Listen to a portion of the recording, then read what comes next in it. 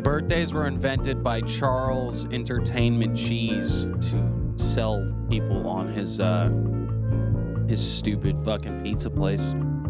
Oh, I got a thing to talk about pizza plates in this episode, by the way. Ooh, the Earth went around the sun. Better listen to my animatronic rat sing. Fucking nonsense, man. I don't want you to dead name anyone, even if we think they're monsters. So I have to tell you, it is now Charles Education Cheese. No, it isn't. It is. Look it up. They changed it. Wait, what was it prior? Entertainment. He was Chuck Entertainment Cheese.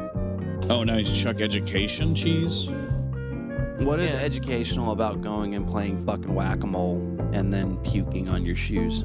It'll teach you, if you pay attention, that you never want to work at a place like this. Wow. Once again, You're such a goddamn liar. why are you showing your disdain for the working class, by the way? It's not disdain for the working class. You don't want to. Well, you better be good in school, little Timmy. Otherwise, you're going to have to work for the rat. I had to go Google that Let me shit. tell you something, like guys. that. Let me tell you something, guys. You always work for the rat. Welcome to capitalism. In the first aeon, I was the Great Spirit. In the second aeon, men knew me as the Horned God, Pangenitor, Panphage. In the third aeon, I was the Dark One, the Devil. In the fourth aeon, men knew me not, for I am the Hidden One. In the fifth aeon, I appeared before you as Baphomet, the god before all gods who shall endure to the end of the earth. In this new aeon, I appear to you as CMN.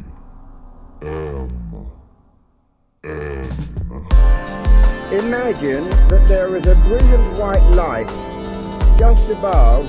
Is commentary on the magic art. In the years of the primal force and the dawn of terrestrial birth. Oh, that was very educational. Now magic will take place. Don't be fooled by what I just said. Let's get some pillars and pillaging.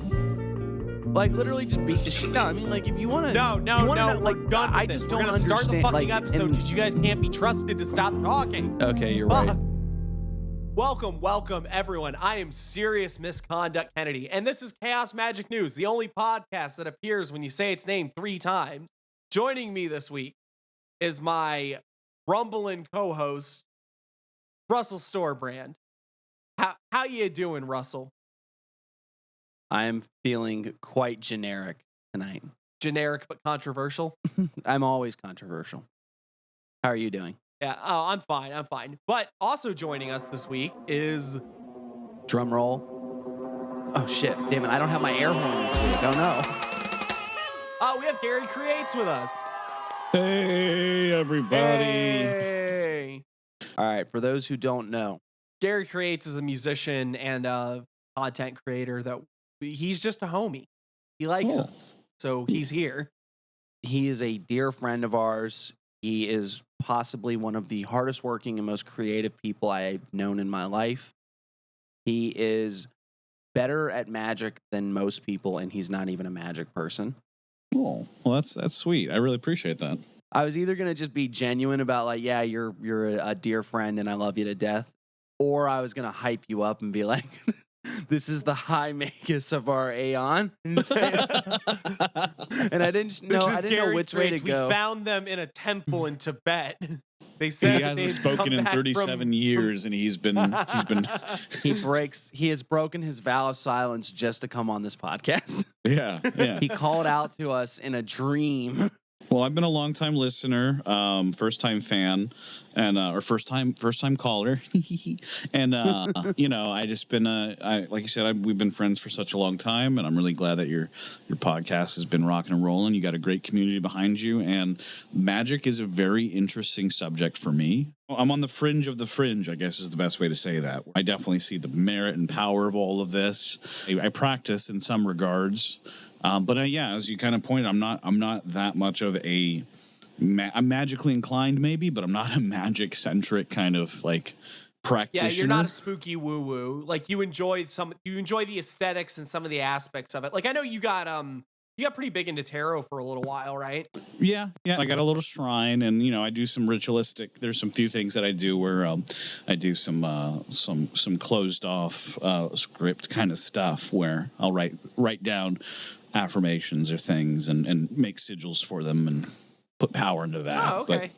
But nothing Nice. too like. I mean, I haven't killed anybody yet, but I'm doing all right with it, I think, and it's been fun on your journey watching you guys kind of explore the recent stuff, as well as, like I said, the community. I think you guys just recently took part in Dog Days stuff, didn't you? Oh yeah. The the serious thing working. ended like last 2 weeks ago now? Almost, 2 Yeah. weeks to the day. That's Yeah, pretty cool. that's sick. Pretty cool. Super sick. Yeah, the Discord is great. Like honestly, if anyone listening to this, if you're not in there already, you're missing out on stuff. So I can't. Yeah, and- we've shilled enough for the Discord, but Well, these fuckers may have shilled enough, but this is the first time I've been on here. So for all of you listeners out there, listeners, watchers, pertainers of media, please let me suck your dick. Like, let me tell you how great these guys are. So they invite me back onto the podcast. these guys are great, and I'm now the third wheel. So we're gonna stop talking about magic, and we're gonna be doing some cool shit. And but no, legit, go fucking to the Discord. I think I'm pretty sure if you just look Chaos Magic News, the Discord's going to pop up. There's an automatic retention as well. So the more people that join up, if you come into a certain threshold after the first 100 members or 200 members, I think it is, then that unlocks a subscription feature where everyone past that point has to pay us $5 before they're inside the Discord. Don't worry about that. The main thing is just get in there as quick as possible, and then we'll sort out the rest of it later. Shh. You don't start talking about the money up front. Yeah, no, I don't know what you're talking about. Money's not a part of this. It's all about the experience and ritualistic endeavors of individuals and artistic as we people. all know, that what this is about is a desire for community and outreach and love for your fellow practitioner, and not at all about how you're going to give me $5. And they ask, why do I do all this? Why do we do all this for these people? And the question is because at the end of the day, I don't have to pay the tax man anything. And that's great. Ain't no W-2 for the Discord money. These are donations, baby. We Magi's out here. God. Anyway, so man. before we start the episode, we do have some housekeeping to do. Before we start the episode, you have to give us $5.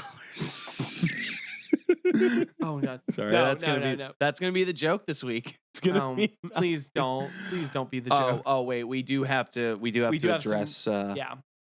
us shooting our mouths off. Okay. What did you guys do? So the last episode that went up will also be controversial. So this might turn into a running segment where it starts with us just saying everything that we got wrong the last time. Okay. Yeah. That's a good like recourse to have. Boys on fire moment. Yeah. Go for it. You're in the hot seat. You guys fucked up. What'd you do? I mean, Russell, you want to take this one or you want me to explain? No. I'll go super quick. So 2 episodes ago, we were talking about the North American IoT. We were repeating some reports we had gotten from a couple other people saying that there had been a big dispersal of the group and things had kind of fallen apart. We were a little hyperbolic. We did our best to try to say that this was alleged, the particular type of misconduct that was going on, and that supposedly, things had fallen apart due to a lack of integrity on the part of the leadership, I think it was the word.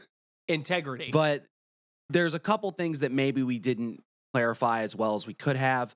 Yeah, no particular order. One, the IoT, we use the word leadership, I think, just because that was the word that got used with us. I mean, there is not a formal hierarchy in the IoT. There isn't like a guy where it's like, oh, well, I'm grade whatever, so that means I get to slap everybody around. But at the same time, group dynamics just turn into that. It doesn't matter if you have a formal hierarchy of like this person gets to piss on this person. Right. In fact, one person had, while trying to explain it to us, had talked about how it was like essentially these were organizers. Well, what's the difference really? If you have somebody that decides when things happen and who does what and gets things going, they tend to have some sort of, whether formal or informal, power over you in a group. Well, and that's the thing. You can get 50 people in a room together for long enough, and there's going to be some sort of social status or whatever going on. Unless the North American IoT has developed a perfectly decentralized and egalitarian structure. Yeah, egalitarian structure. If they do, they need to let us study it. Please. But so that's one thing that maybe we didn't emphasize, and like I said, but we weren't going to get into it. And then second, there are some people that are arguing that the North American IoT did not fall apart. There are definitely people that are still keeping the ball rolling. Well, the exact words we got from somebody was that things are continuing as usual. So some people are saying that everything's fine. Some people have told us that it was just a handful of people and it was less than they were making it out to be. And then, of course, the original people we discussed this with said that the whole thing was collapsing. Different perspectives. The other side of that being the extent of the abuses. Some people have said that there was no sexual impropriety at all. Some people said that it was simply, again, the organizers, leadership, whatever word you want to use, being ineffectual, various different types of issues of consent, which leads us into our last point, I think. Yeah, I know I used the word diddler. I'm never going to use the word diddler again. I'm sorry. I apologize for that. Wow, I can't believe you did a lot that. of people, Russell brand. I mean, store brand. Sorry. Shit. A lot of people heard diddler and immediately thought that we meant child molestation. Yeah, and here's the thing, like in that episode, like, you can hear me after you say it. I start to try to like explain myself a little bit. I'm like, I don't think that's the right word but then I give up because I'm like, why the hell am I trying to explain diddling? But now because of that, I'm sitting here having to explain what I mean by diddling. Yeah, well, the bottom line is that the British IoT actually has a incident in the past where a guy named Nathaniel Harris, who by all accounts is a nutter butter, went around saying like, oh yeah, there are a bunch of, like some Pizzagate level nuttery about child abuse with these people. So maybe that's not the group that you want to throw that term around with. I can understand it. Now, granted, we were only talking about the North American branch too, right. And from the context of what we were saying, you could tell that we didn't mean children because I said diddling you and your wife. So unless you people are married to children, and that raises further questions. Stop. And genuinely, we're trying to get out in front because we probably got more questions about this than anything else batshit crazy we've said on the show. And again, when we brought it up, I wasn't coming at it like it was honestly that big of a deal because we were mostly using it as a springboard to talk about like why these types of groups seem to attract weirdos that do that's like, the thing. shit, Out of that whole segment, we actually talk about the IoT itself for maybe like the first 5 minutes. And then we go on to using that to have a greater conversation about things. Sort of like you talk about the guy that's got you talk about the guy that's got the 40 different titles. From Iceland. The Sonny Good. Yeah. Good Me Gunderson, good me. Yeah. In the interest of at least slightly setting the record straight, we reached out to try to get a formal response from somebody. Most people don't want to talk to us, and the people that do want to talk to us don't want to be on the record. So at the very least, there are some conflicting reports about the validity of what we said. And I'll say that we tried to do our due diligence, and if you feel like we failed in doing that, we can only give our sincerest apologies. But we didn't go out of our way to muckrake or just come up with the most outrageous version of the story we heard. We did the follow through that we thought was appropriate. We have actually reached out to the IoT of North America Again, via their email. We've reached out to them again at this point. We haven't heard anything. We don't expect. And to be completely frank, given how even the people giving us the more provocative side of the story don't want to go exactly on the record about it, who knows? Anyone that's wants to talk to us on the record about it, sure, we are more than happy to. Anyone that was offended or misinformed by what we said, we're sorry. And it will happen again because we're not actually a fucking news source. We are a jokey joke podcast. We spent the entire 45 minutes of this making jokes about how we were never going to say the word diddle again. We're not going out of our way to spread lies or try to cause issues and start drama or anything. We're just reporting things that we heard. That's why I'm here today. I'm here to spread lies and rumors. So as far as this is, if anyone gets the impression that Chaos Magic News is supposed to be hard hitting professional journalism on occultism, you didn't watch the show. And I don't want that as an excuse to be we can say whatever we want because we're a bunch of laughing, joking goobers. But at the same time, there's a certain level of this is a joke. Yeah. This is unscripted entertainment podcast. So yeah, there's only and so if you much don't we like can do. it, you can go diddle yourself. Yeah, if you don't like it, you're probably a diddler. All right, no one's saying diddler ever again. Hey, diddle, on to the next segment. All right, so this week we actually wanted to talk a little bit about aesthetics and magic, and we talked about this a couple different times in the ideas of consumerist spirituality and the idea of a lot of magic practices for people are just the cultivation of aesthetics, where I'm interested in the look and feel of spooky woo-woo stuff without a genuine delving into the metaphysics or the philosophy behind these sort of practices. And I think it's epitomized by something Garry told me. Yeah. Where he was like, bro, I'm trying to rock all this wizard shit. Yeah, I'm just trying to be a wizard guy. We need to be selling all of these. You see the van with the wizard airbrushed on the side and then the dragon shooting fire. Bro, what? Can you just make that into a shirt? Or can I just get this bitchin' wizard robe with the Miskatonic University logo across the front, or the Necronomicon font going all the way down and spelling out the secret barbarous names? Because I was talking about, I just rock a toga all the time if I could get away with it, that sort of thing. Yeah, man. If we can get away with, not even get away with, but I love the idea of the merch line should not just be shirts. You guys should be selling straight up wizard robes. Oh yeah, like rune enchanted, blessed by them boys. Shit. Oh man. Oh god. Now that would be one. I didn't realize that this was a marketing pitch. CMN talisman. Buy the CMN talisman. It'll probably make your dick bigger or something. That's how you advertise it, right? Soul with this talisman. This will be a diddle free soul. Oh no. Okay, wait. We can go back to the $5 joke as long as it's not the diddle joke. That we gotta we can have one for this episode, and I'd rather it not be diddle. I'm pulling South Park, where we just say more obscene things to get the actual thing we want done, and that's the $5 joke.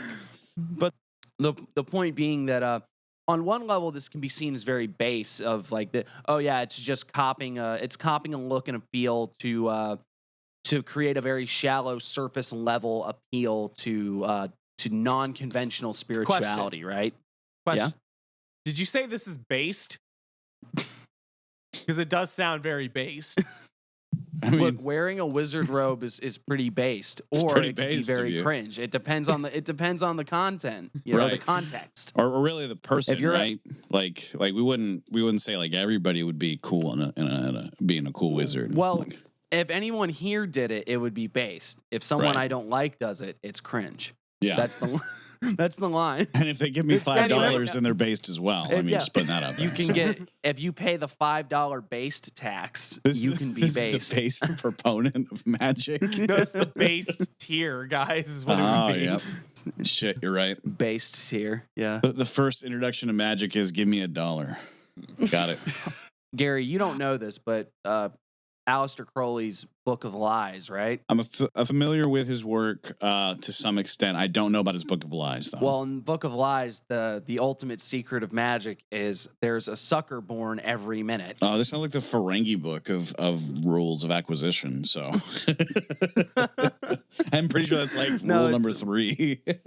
I wish I could. I wish I had the specific chapter in mind, but it's basically the students asking. They go to Frater Perturabo and they say, "Teach us the secrets." And he's like, "So I taught them yoga and meditation," and they were like, "No, teach us the important stuff.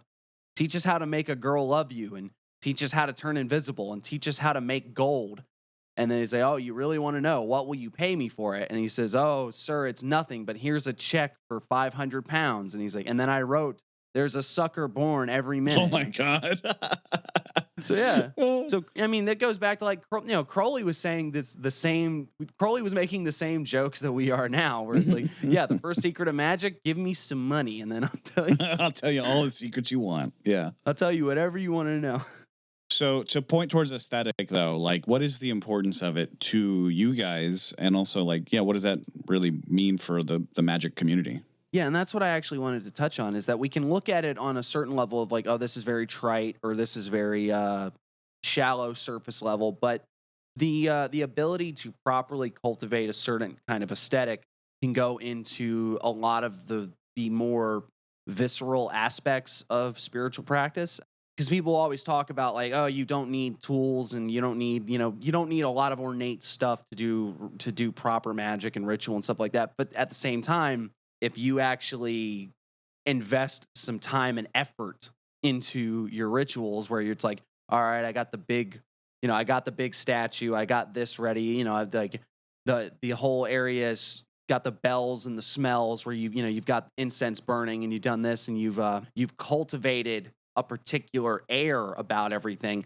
You'll generally find that you're going to increase the effectiveness of this ritual, not just for yourself, but especially if you have other people. Yeah. Well, to go back to Crowley, I don't remember who actually was talking about it, but someone was talking about when the rituals that led to the Book of the Law. Imagine being like there in Cairo, in a pyramid, reading this crazy magic shit. It's all dimly lit. You're reading it off like an actual like scroll thing that you have or something.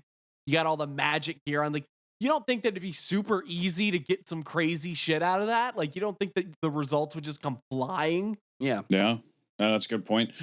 You give power to things, and that is magic in some small definition, right? I'll point it towards a non-magical reference. Just making your bed as a ritual makes your day better in most scenarios, because it gives you a flat Jordan line and Peterson, response. calm down. I'm not cleaning my room, bucko. We don't have to.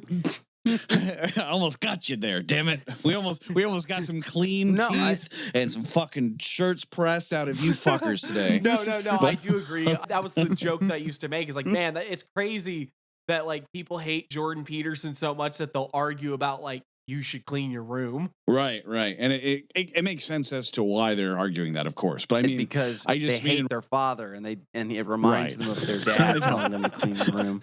Like, no, I'm not gonna. I think you should just clean your room. I'm not gonna do that, Mr. Peterson. I'm gonna stuff my Newports out on the side of my computer box. Oh my god, because I'm a working man. Jesus. Oh, Jesus.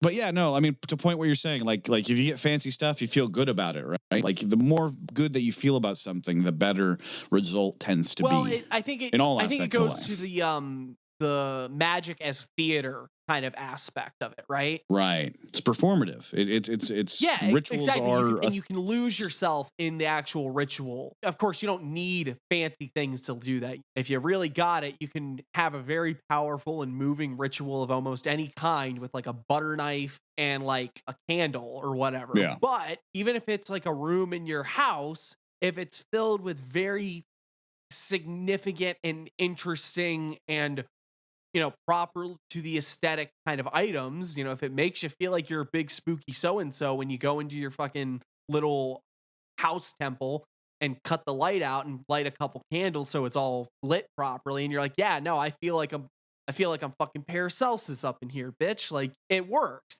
Even going to something as simple as like meditating. In theory, you should be able to do it anywhere, of course, but right. If you go to the one room in your house where you feel the calmest and you feel the most still and it helps you, then fucking go to the goddamn room. You can do meditation anywhere, but to start practicing meditation, it's not exactly the easiest to do it in a loud, helpful room. So you would want to start in the place that makes the most sense to you. And then all of a sudden that becomes your pattern or your development. And then that's how you build on this idea that you can meditate anywhere, or you could do magic anywhere. It's like, well, and here's the other thing I'm going to talk about is that as far as chaos magic, right? If you're talking about the idea of this is approaching these sorts of practices from results-based methods, where it's like, all right, what is the thing that gives you the most bang for your buck?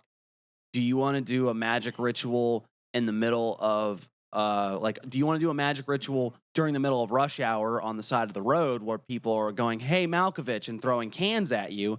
Or do you want to do it in like a temple where you have the 8-foot demon statue in the corner and people, right? Yeah.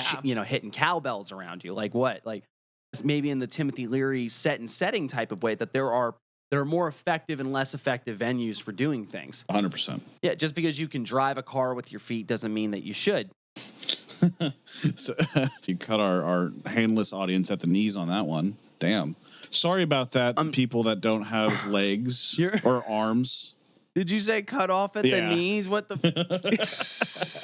Sorry for those that don't have arms. The understatedness of that joke. What can I say? But on another level too, having gone through the Libre K stuff, right? For sorcery, where it's the idea, the sorcery section is where you're doing everything is based on the material aspects of trying to make something happen, right? It says Question. for the what? God damn it! Did you say everything's based?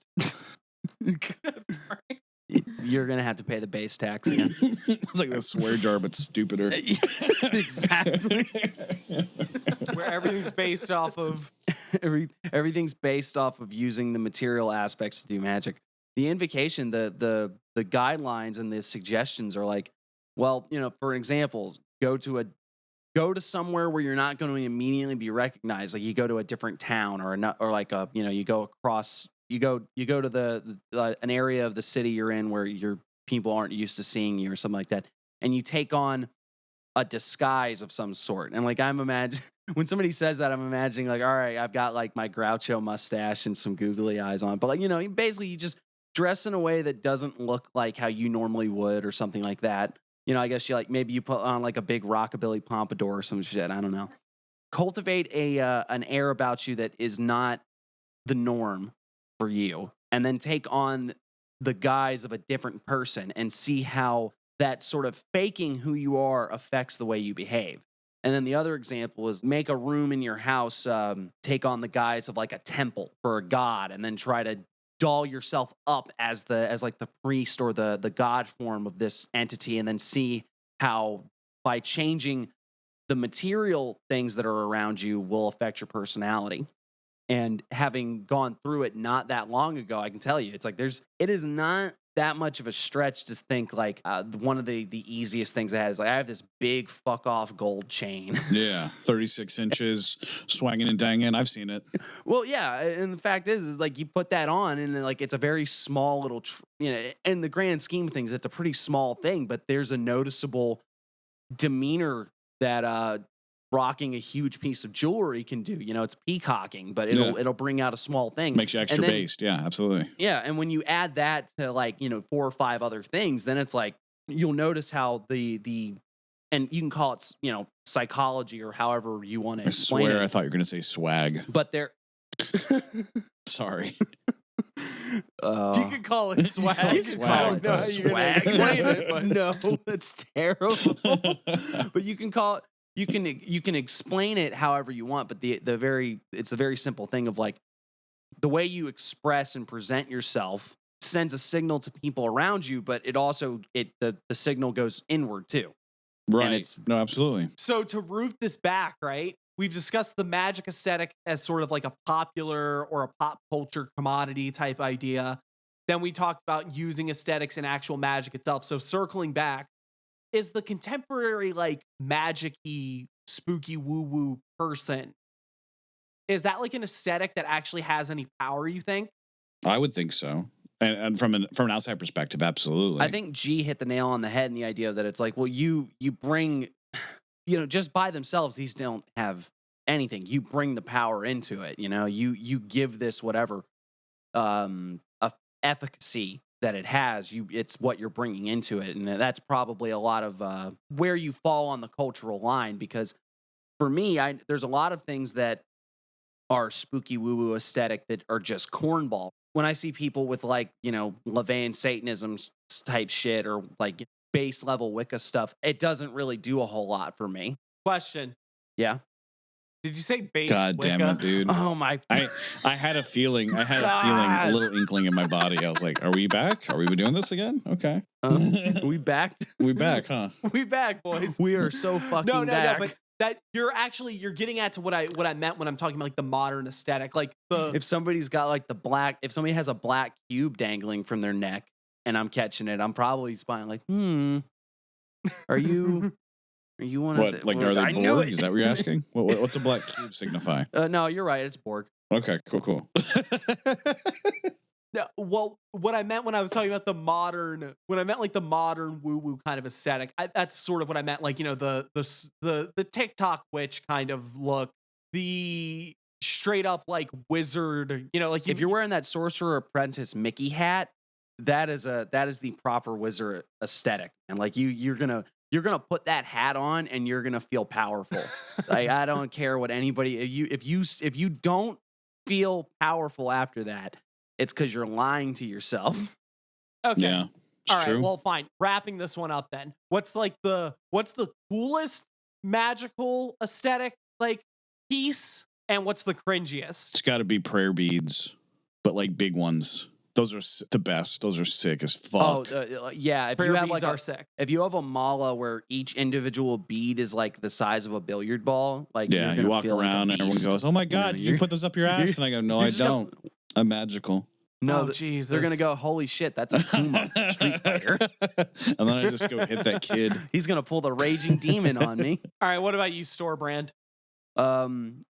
What's the best aesthetic? What's the best item, and then what's the cringiest? Like a single yeah. item? Like he said, prayer Shit. beads. Oh man, honestly, that's a good one. I'd like to kind of like globally go open mine up a little bit though. I think it's more like pendant based. Like, I don't know, having a point of something on your body that is respectable to your intentions or your want. Like having like, it just makes like maybe a ring or like a fucking like bracelet of some kind.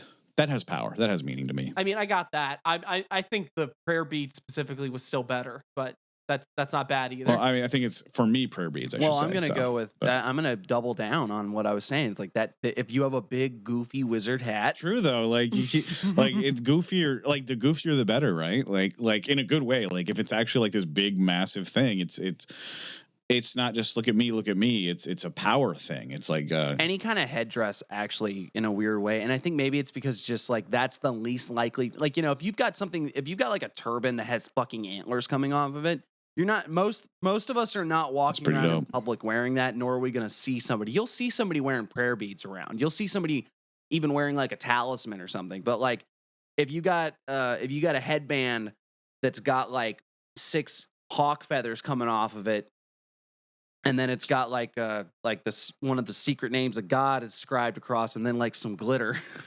You know what? Like, even if it looks, what? wow, dude, I actually, you could have just told me my webcam was on. Actually, you know wow. what? Now here's my line, right? Sure. The best one it is like headwear, headdresses and stuff like that. Like you said, like you got like a turban, or if you got like the tiara thing that like, you know, got like the snake coming out of it, and or like, you know, like an actual like indigenous headdress, that sort of stuff.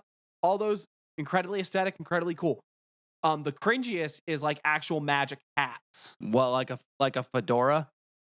Yeah, like if you got a fedora with like a feather on it and like a magical fucking like a brooch or some shit. Well, I mean, I Right, still I think see what you're I think saying. the wizard hat is cringe too, but like all hat. If it's an actual hat, headwear, cool. Hat, no. Interesting. I disagree on the wizard hat, but I think it's just because I'm really cool. Well, I think my answer, the thing is, on the one that's the most cringe, it's also the wizard hat. Like they're both. It's Oh, yeah, it's like a duality of man thing. Okay. It's both ends of the spectrum. It could be so fucking cool, but also like, oh man, you don't get up to go to the restroom, do you, when you play COD? Is that it? It's like owning. It's like hat. owning a sword. You know, it can be really cool. It can also be really dude, lame. That's a perfect It could example. also be really lame. you know? Yeah, yeah, it could be the coolest fucking thing in the world, but it could also be I got this at the fair and my dad works there. So While you were smoking with cigarettes, I studied the blade. You know, it's like it can be really neat, and it can also be like, this is awful. I hate this. Why are you showing me your katana? Wait, stop trying to kiss me. Stop it. What? It's like, quit trying to show me your katana. Why are you taking off your shirt? What the hell? Ugh. Oh my god. Okay. Now that we've gone 2 minutes without somebody saying based, do we want to move? Co-host, can I ask you a question real quick? Go ahead. Did you just say based? I bring a sort of based vibe. Oh, I thought you said I bring a sword. I bring a sword of based. I bring a sword everywhere I go. I bring a sword of sword vibe that the local authorities don't like. Oh man. That's a pickup line. You go to the bar, you're definitely leaving with someone after that. You're one. leaving with the local authorities. Because they're really not digging your vibe. All right. So with that, it's time to move on to everyone's favorite segment of the show. Name your child. What? You don't listen to the show much, do you, G? I'm joking. Bro, this is a joke. I think we only We're did that bit joking. once. Bro, I listened to. Here, you go ahead. You go ahead and you do the real one. Okay. No, I actually, are we sure we don't want to go with name your child? This seems like it'd be an exciting segment. I don't know where to go from there. Listeners, we're gonna put I a poll appreciate up, and you tell us if next episode you want to hear what's in the news, or if you want to hear a segment of name your child. We're probably gonna run out of kids very quickly. So what is in the news though? What's going on? No, Sorry, no. I didn't mean to derail you so bad. Well, before we you might have tried to derail us, but we're gonna get back on there because I'm going to ask. What's in the news?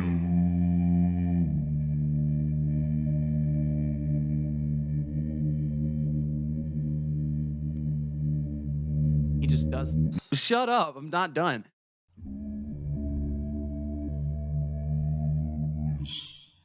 What is in the news indeed? Well, where do we want to start? I want to start with talking about aliens. All right. All well, right, the aliens for are it. the aliens are real, and they're gonna come and get you. I love this segment. Segment I think over. I think that's all that needs to be said. Good to go. Good, gentlemen. Based of you.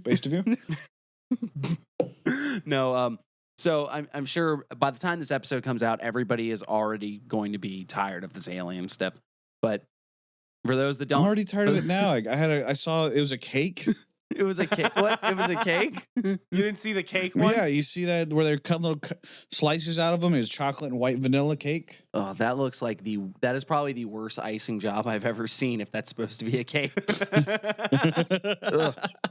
Grandma really Grandma needs to be in that retirement home already. She keeps fucking up my birthday cake. The great British Bake Off is not off to a good start if this is what they're producing. Oh, man. And you know the British Bake Off stole it from like some other country. Won't give it back. Yeah, they stole it from. Oh, Yeah, they stole it from Mexico. Shit. British imperialism joke. Oh no. Oh. All right. So what's the story behind this? Didn't you say that this shit got blown wide open already? The Mexican Parliament, right? They sort of gave this a platform, right? The Mexican government isn't endorsing this, but they did use their position to put this out there. And it's these video of these supposedly mummified remains of aliens that look exactly like how we've been saying aliens look since the 60s. You know, they're a little crunchier, a little crispy. You know, they a little drier. They got, little. They were in the oven. They look like they're made out of paper mache. They look like bullshit. They legit do. They look fake. They look fake as shit. Oh my god! It looks like I'm in Arizona, and it's on the. I'm going down a path to get to Los Angeles, and all of a sudden, oh look, a side attraction. I wonder what's over there. Oh, cool! You can buy a $20 cup, a mug, and then oh look, the remains of an alien. That's what it looks like to me. David Lynch driving down the highway sees 5 of these. That's a joke just for you two, man.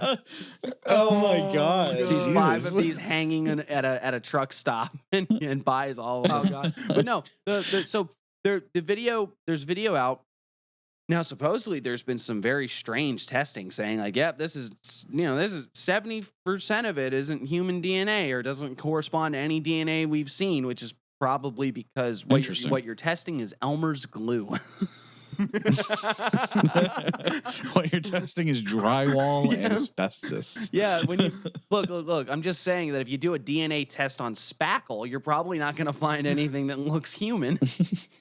But the point is that the point is that there all these there's clips and video and all sorts of stuff of these aliens, and they're like, oh, look how creepy they are. But the thing is that this already got put out once in 2021. And it got debunked then because they did like x-rays on it. And it's like, these are clearly a menagerie of animal bones that you glued together wrong. Wait, this exact model, like this exact alien corpse thing, this guy? The exact same photos, dude. That's hilarious. So we're just getting kicked up on another thing. Like it's just another this cycle. Is an old Someone got bored and they're like, remember this? Yeah, this is why you don't let Yeah. boomers fucking. This is why you don't let boomers run your country. This Okay. shit's like a year old. This is like 2 years old Yeah, this already. is 2 years old, already been debunked. And the big Mijo, I just saw this on Facebook. We must tell the people. somebody even pointed out that it looked like the big thing that got me is that supposedly the skulls are made from taking a llama or an alpaca skull and then like turning it around, which is just totally nuts, totally fucking crazy. They mentioned they see like from the X-rays some of the bones look like they've been sawed, which is like I don't know what the argument against that is. Like, yeah, God's miracles, man. Sometimes the bone just looks sawed. You know what the aliens look like? You ever seen like concrete go bad? They do. They look like the Sandman if he lost, like in Spider-Man. If the Sandman lost, yeah, I don't know. I still think they're out there. I still think there's probably a species that looks like that, but I don't think you like for sure believe in aliens, like little green men type aliens. 100%, 100%. Oh, yeah. Oh, okay. I think this universe is too vast and expansive to not have something elsewhere besides us. Yeah, but you think does they're that mean coming interdimensional or astral or what? I don't know. This is the InfoWars now. Holy shit. All I'm saying is, Joe, right? Listen, they're interdimensional demons. They live under the core. The Earth is not just flat. It's also hollow. I've been paying them for 3 months straight. I've been taking Ultra Male Vitality directly into my ass for 7 days. I can now lift things with my mind. I can lift things with my mind. This is the InfoWars. just bro. Doesn't matter how bad your impression is. You just got to throw this is the InfoWars on the end, and now everybody knows. Right. In case it wasn't like. In case it wasn't incredibly obvious what crazy person I was aping. Like, oh man, do they have a sore throat suddenly? It's interesting. Oh no, this is it's Alex interesting, Jones. co-host, that you didn't pick up on our impeccable Alex Jones impressions. But anyway, I know the audience knows where to land on that, and that's fine. The only other thing I want to add about it, besides the very obvious, like, you know, this is a super duper stinker of a hoax because they've already debunked it 2 years. How bad is your hoax that it got debunked before you put it out? And then had a revival tour. Yeah, it had a comeback tour. But the thing is that the Mexican president, right, put out a tweet like earlier this year that was another already debunked photo of like a I believe it was described as a Mexican folklore like elf type critter. Really? And he had said like, it's like everything is mystical when he tweeted it out.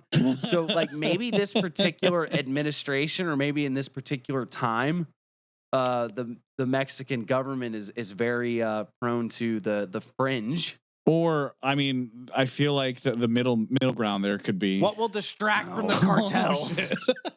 I didn't mean like that. I was actually, gonna say like new theory. Hold on, new theory about these alien bodies. It's Then just a actually, big- it's just coke. It's just a bunch of drugs amalgamated into this. just a big- bunch this is of Halle. This is a smuggling operation. This is they're gonna find like tons of them. They're gonna find a whole crypt of We aliens. found like 70 of these fuckers, dude. He's saying exactly like Found that too. a terracotta army of these great motherfuckers. But they're gonna just start selling them everywhere, and no one's gonna question. Oh, that's not a suspiciously shaped body of illicit substances. That's ET. Oh my god, you're right. It does look back at the picture. That's not drywall. That's Halle. That's coke. That's a little coke mummy. That's a man that's been preserved by cocaine underground for a year. Oh man. It's a mummification. Instead of wrapping them, it's like a salt lick. They just pour coquina on top of the person. Oh man, that's what I want when I die. I gotta call my lawyer about this. Not the legal one. The will I get in trouble for this lawyer? That one. Call that one. All right, so I have two headlines from the exact same day, about a couple days ago.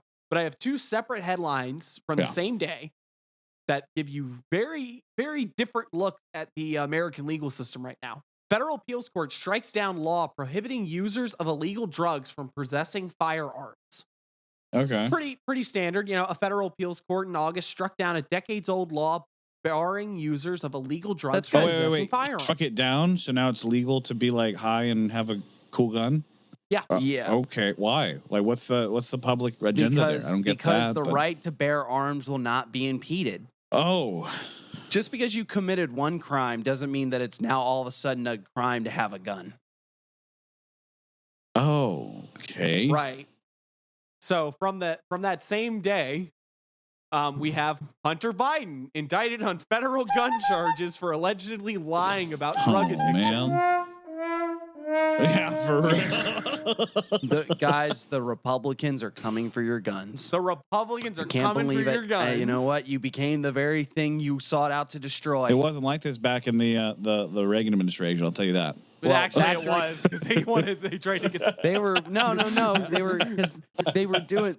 They were trading the coke for the guns and then giving them to the Contra. I mean, it was complicated. Okay. Fuck, dude. Okay. But that being said, like, let's just be honest here. The Republicans trying to get a fine person, this wonderful amateur director, pharmaceutical, A stay-at-home pharmacist. When mom says we have drugs at home, this is drugs at home.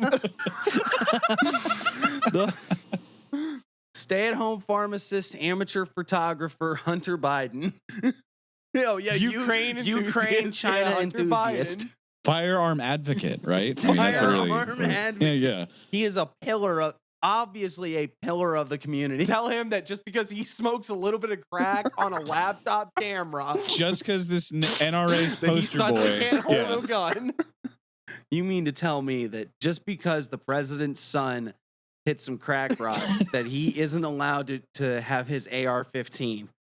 I thought this was America, you know? I thought we were in a free land of the home, land of the free, and the free, whatever the saying is. I thought we were there. The free of the free and the home of the free, man. You know what I'm talking about.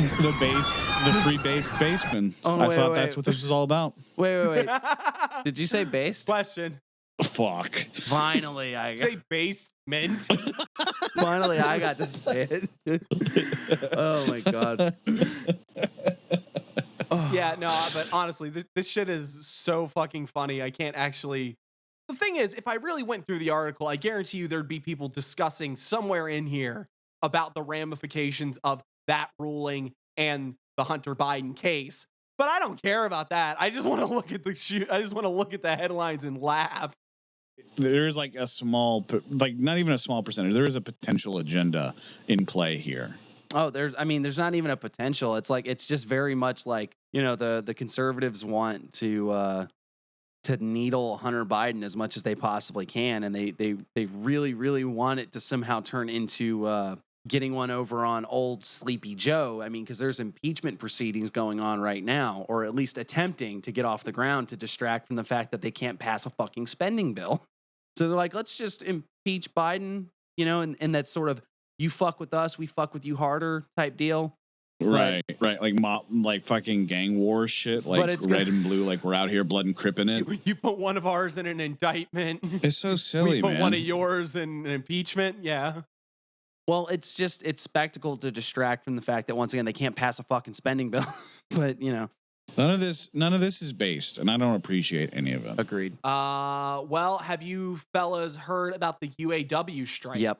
A little bit. I'm happy as a clam about it. It's very clear that what I was hoping for is starting to really take hold. We've got multiple massive strikes going on right now, whether it's the Hollywood writers strike, whether it's this. There's a lot going on right now. Like I think I said it in the last episode, when labor puts its hands in its pockets, they've already got the bosses beat. Because all you got to do is not work. Great. I don't want to work anyway. Yeah, I can argue about strategy with them, because I don't think that this well, I mean, who am I to make opinions on look labor at me. strategy?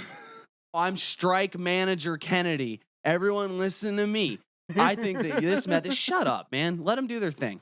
What's funny is that I saw, hold on. I actually have to pull it up.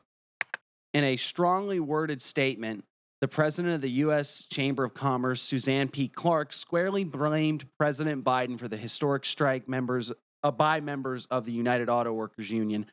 And essentially, it's saying like, yeah, this is all Biden's fault. And it's like, don't give him credit for this. It's really interesting. Like, I'd love to read that and see how they I can't fathom how you'd point this towards anybody, like a president, or, you know what I'm saying? Delusion, G.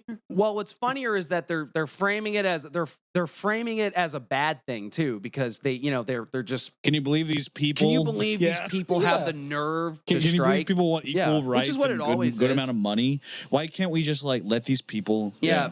Can you imagine these animals think we should pay it does attention become to their us needs? versus them scenario, doesn't it? Immediately with That's all it ever is, man. It's fucking class struggle. Yeah. Eventually it's gonna be me versus all you people that want to take away my Mexican alien coke bodies. But when the societal collapse occurs and it's just us eating us, I'm gonna be the one standing on top of a pile of bodies. And those bodies are going to be illicit substance shaped as an alien. Exactly. I'll be there for a good time, not a long time, but that's my apocalypse plan. That's actually like not to go on a huge tangent, but like the older I get, there's going to be all this shit is parabolic, is my point. There's a peak of efficiency in your life, and at some point, everything starts failing. So I don't quite understand the idea that you'd be 80 to 90 years old and not trying out heroin and doing crazy shit that you shouldn't. Oh, we just had a conversation about this not too long ago. Well, it's like, yeah, if that's the apocalypse or the end of the world for you as you know it, I think you should wild out with your tail out as long as you can. You should Hunter Biden it up if you're that old and you're going to die. Yeah, if you should be a real patriot is what I'm saying. So,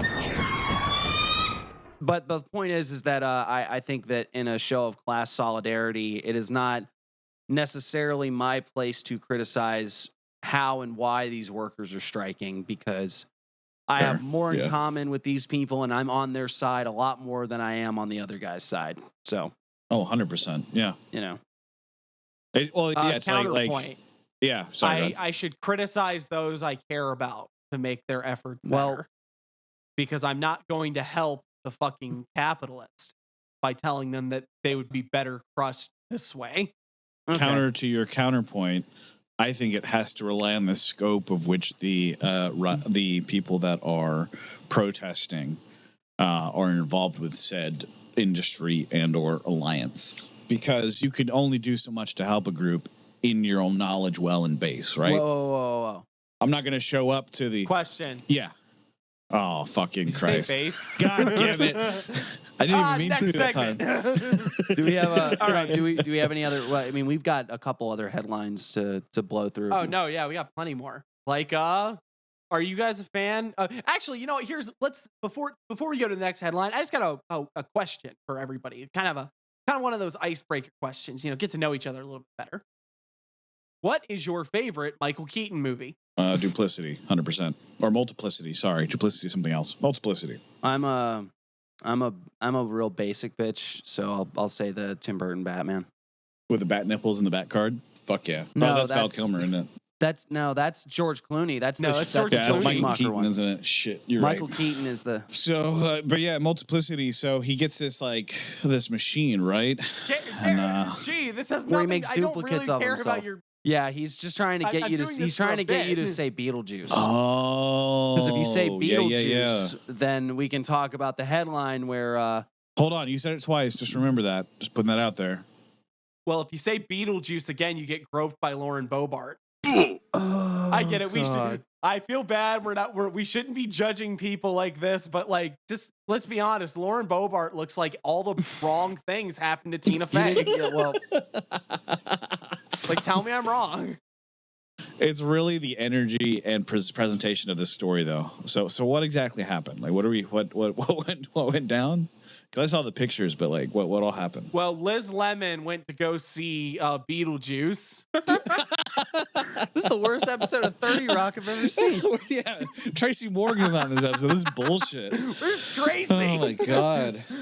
She was watching the musical Beetlejuice with her mans, I guess. I don't know who the hell the guy is. Oh. Yeah, wait, well, go ahead with the story and then I'll get on that. She was essentially kicked out of the theater for a couple different couple unapproved activities going on in the theater. Does she bring like food in or something or what? She brought in outside food and drink. What a bitch. Yeah. She snuck in some Chick-fil-A and on a Sunday, no less. She planned. Yeah. And notably, and the thing is that she was saying that she was just trying to dip her fries into the special sauce that was in her man's pants. Oh, she jerked him off. Fuck. On a Sunday, no less. Jesus. Yeah, on a Sunday. And then also the one funny thing that, well, there's a lot of funny things. All of like them. that's the whole there's more The one that funny. isn't related to the one that, look, for the record, if we're talking about Magick, maybe she was just trying to charge a sigil. Yeah, You know? she well, it's a crystal, really, but So I got to use this. I have to use my man's sexual energy to charge this crystal. I gotta JO this crystal I offer. don't care But if they're in the middle of the opening number. my rituals no, are very serious to me, and if they're not implemented at the exact time I need them, my life revolves around them. Okay, so if I have to jerk off my boy toy in the middle of a fucking show about this teenager and a demon, I don't know. It's what I want. She's like, no, man, you don't understand. It's the hour of Venus, and, I'm your and power. Mercury is still in Gatorade. This is the perfect time to invoke the spirits to complete this talisman. If I have to play a little pocket hockey, that's just what has to happen. It's true. So multiple audience members complained that Boebert was smoking, obstructing their view by raising her hands, taking pictures with the flash on, and loudly singing. Oh, so she's a Republican and a jerk. Just being a nuisance is really what it came down to. You snuck a No, vape. I can abide by almost all of those until you get to like the taking the picture with the flash on. Here's the That's just problem, not right? Cool. She should have been fully aware of who she is and that people were in all likelihood going to recognize her. You got to be on your fucking best behavior when you're a very controversial and largely hated politician and you're out and about in public. This does because That's what Pee Wee Herman said when he got like caught jerking it, because he was like, I just kind of forgot that I was Pee Wee Herman. at least he was only jerking himself off in the theater. I mean, she was. Yeah, right. At a this was theater that was intended to jerk yourself off at, mind you. Oh boy, yeah. Go to bat for. Hey, for Pee Herman, Wee. fucking Ruben just died. Hey, rip Yeah, Paul rip Rubens, man. Rip in peace. You're right. You're Ripping right. pepperoni, But- Paul. That's what. That's what she. That was her defense. Actually, this was a tribute to the late Oh Paul my Rubens. God. The tradition of jerking off in a theater. That's insane. But that's really all I can say. It's like, it's funny. I don't, I on an ideological level, I think that this woman is a kook, and I don't care for her. She, so whatever. This is more of like a point and laugh at somebody I already don't like, and I'm not ashamed to say that. But also, like, you should know where you're at. Everybody was going to get wind of who you were. And if you were doing anything untoward, you were going to get messed up. I mean, I really like the idea that she just kind of forgot that she was in the public eye, and then she's actually been more horrendous in her lifetime. Well, like, I just like the idea that, that she might be one of those people that you don't want to see at like a restaurant or something, because she's just obnoxious and doesn't give a fuck about anything. like in a regular movie, she's in the back going, "What are they gonna do? What are they doing over there? Oh no, he's coming for you." Why are you hiding in there? Yeah. He's coming. He got a knife. That's Run. Yeah, exactly. You must be a Democrat. Awful lot of blue in this movie. Gun control is going to get you killed by Jason Voorhees. That's what the Democrats want. Oh my God. Well, I guess speaking of which, do you want to hear who the mystery man was? Jason Voorhees. Oh yeah, what's his name? Because it never said in the articles too much, right? Quinn Gallagher, who is a 46-year-old he's just a schmuck. He's just a guy. Is he related to one of the Gallaghers? Yeah, is he Lip's little brother? Is he melon crazy? I don't think so. They're basically telling you in this article that he's a Democrat, though, and that's their big point, is that like he's a Democrat. Well, question. Did you say based? No, yeah, you did. You did. You did. Unfortunately, you really did. Oh, well, great. I'm glad I can be part of the joke now. But the point is, it's like, this person, the person that she was trying to play a little. You know whose dick she wanted? The big D. Oh, it's all about taboos, though, really. Boy. Fighting and having sex over enemy lines. I mean, that's just like canter. That's spy games right there. No, I think that most people just don't date other people based on like their politics. I think that's kind of. Do you think he knew? Do you think he knew who she was? Oh, he definitely knew. That'd who be she hilarious was. if he didn't know. Do you think he opened You're with that? telling Where me it's that like, if like Marjorie Taylor Greene came up to you and was like, "Hey, you want to fuck?" that you wouldn't be like, "I know." That'd be exactly hilarious who if you he didn't are. know. If he's just like some schmo that's like, she had a good pair. She was a good looking lady. Maybe we'd hit it off. do you think he opened with, I didn't vote for you, right, babe?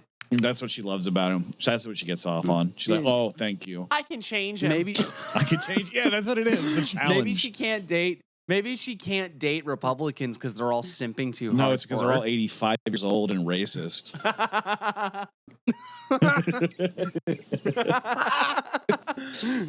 It's not the racism Yeah, part. it's an order of operations on that list there. But yeah, like I said, this is very much a case of just somebody I don't like did something that made them look goofy. That's awesome. And I'm all here for it. I hope her sex tape comes out in like a month. I just hope that she goes to another theater and gets further. Right. They're like, we're gonna leave. We're gonna go see fucking Mamma Mia. Mamma Mia doesn't have this kind of problem. So Okay. dumb. I'm sorry. It's great. No, that was perfect. I just didn't have a follow up for it. Do we want to talk about Russell Brand? Let's do a little bit of Russie. Nope. Russie and the Bussy. Or Well, what? in the same vein of the Masterson trials, Brand has been accused of multiple instances of sexual assault and just very unsavory behavior, and it's just the problem is there isn't much to say about it beyond that. Where it's just like, yeah, it happened. It's really shitty, and I think this is something that Russell Brand's been coveting. Not coveting. What's the right word for this? I think it's something that he has been sculpting in his image for a long time, in the sense that he's been on this rehabilitation instance for like the last, I don't want to give him too much credit, but maybe a decade, maybe less, right? Where like his lifestyle choices have been slowly differing. He's trying to be more open and honest about things. I don't know the whole story, and I mean, based off of the information there, is it like recent that this has happened? Or is it more just like he used to be a party boy Like, and a fuckhead, like, and now he's an older guy and he realizes that he fucked up a lot and owning up to it? Or is he not owning up to it at all? Like, is it just allegations? And I don't know. Well, no, this is like going to be. well, yeah, he's denied everything. Yeah, he's denying all. But that's the. And I'm not saying it's right. I'm just saying this is sort of the pattern. It's like everybody always denies it right at the beginning.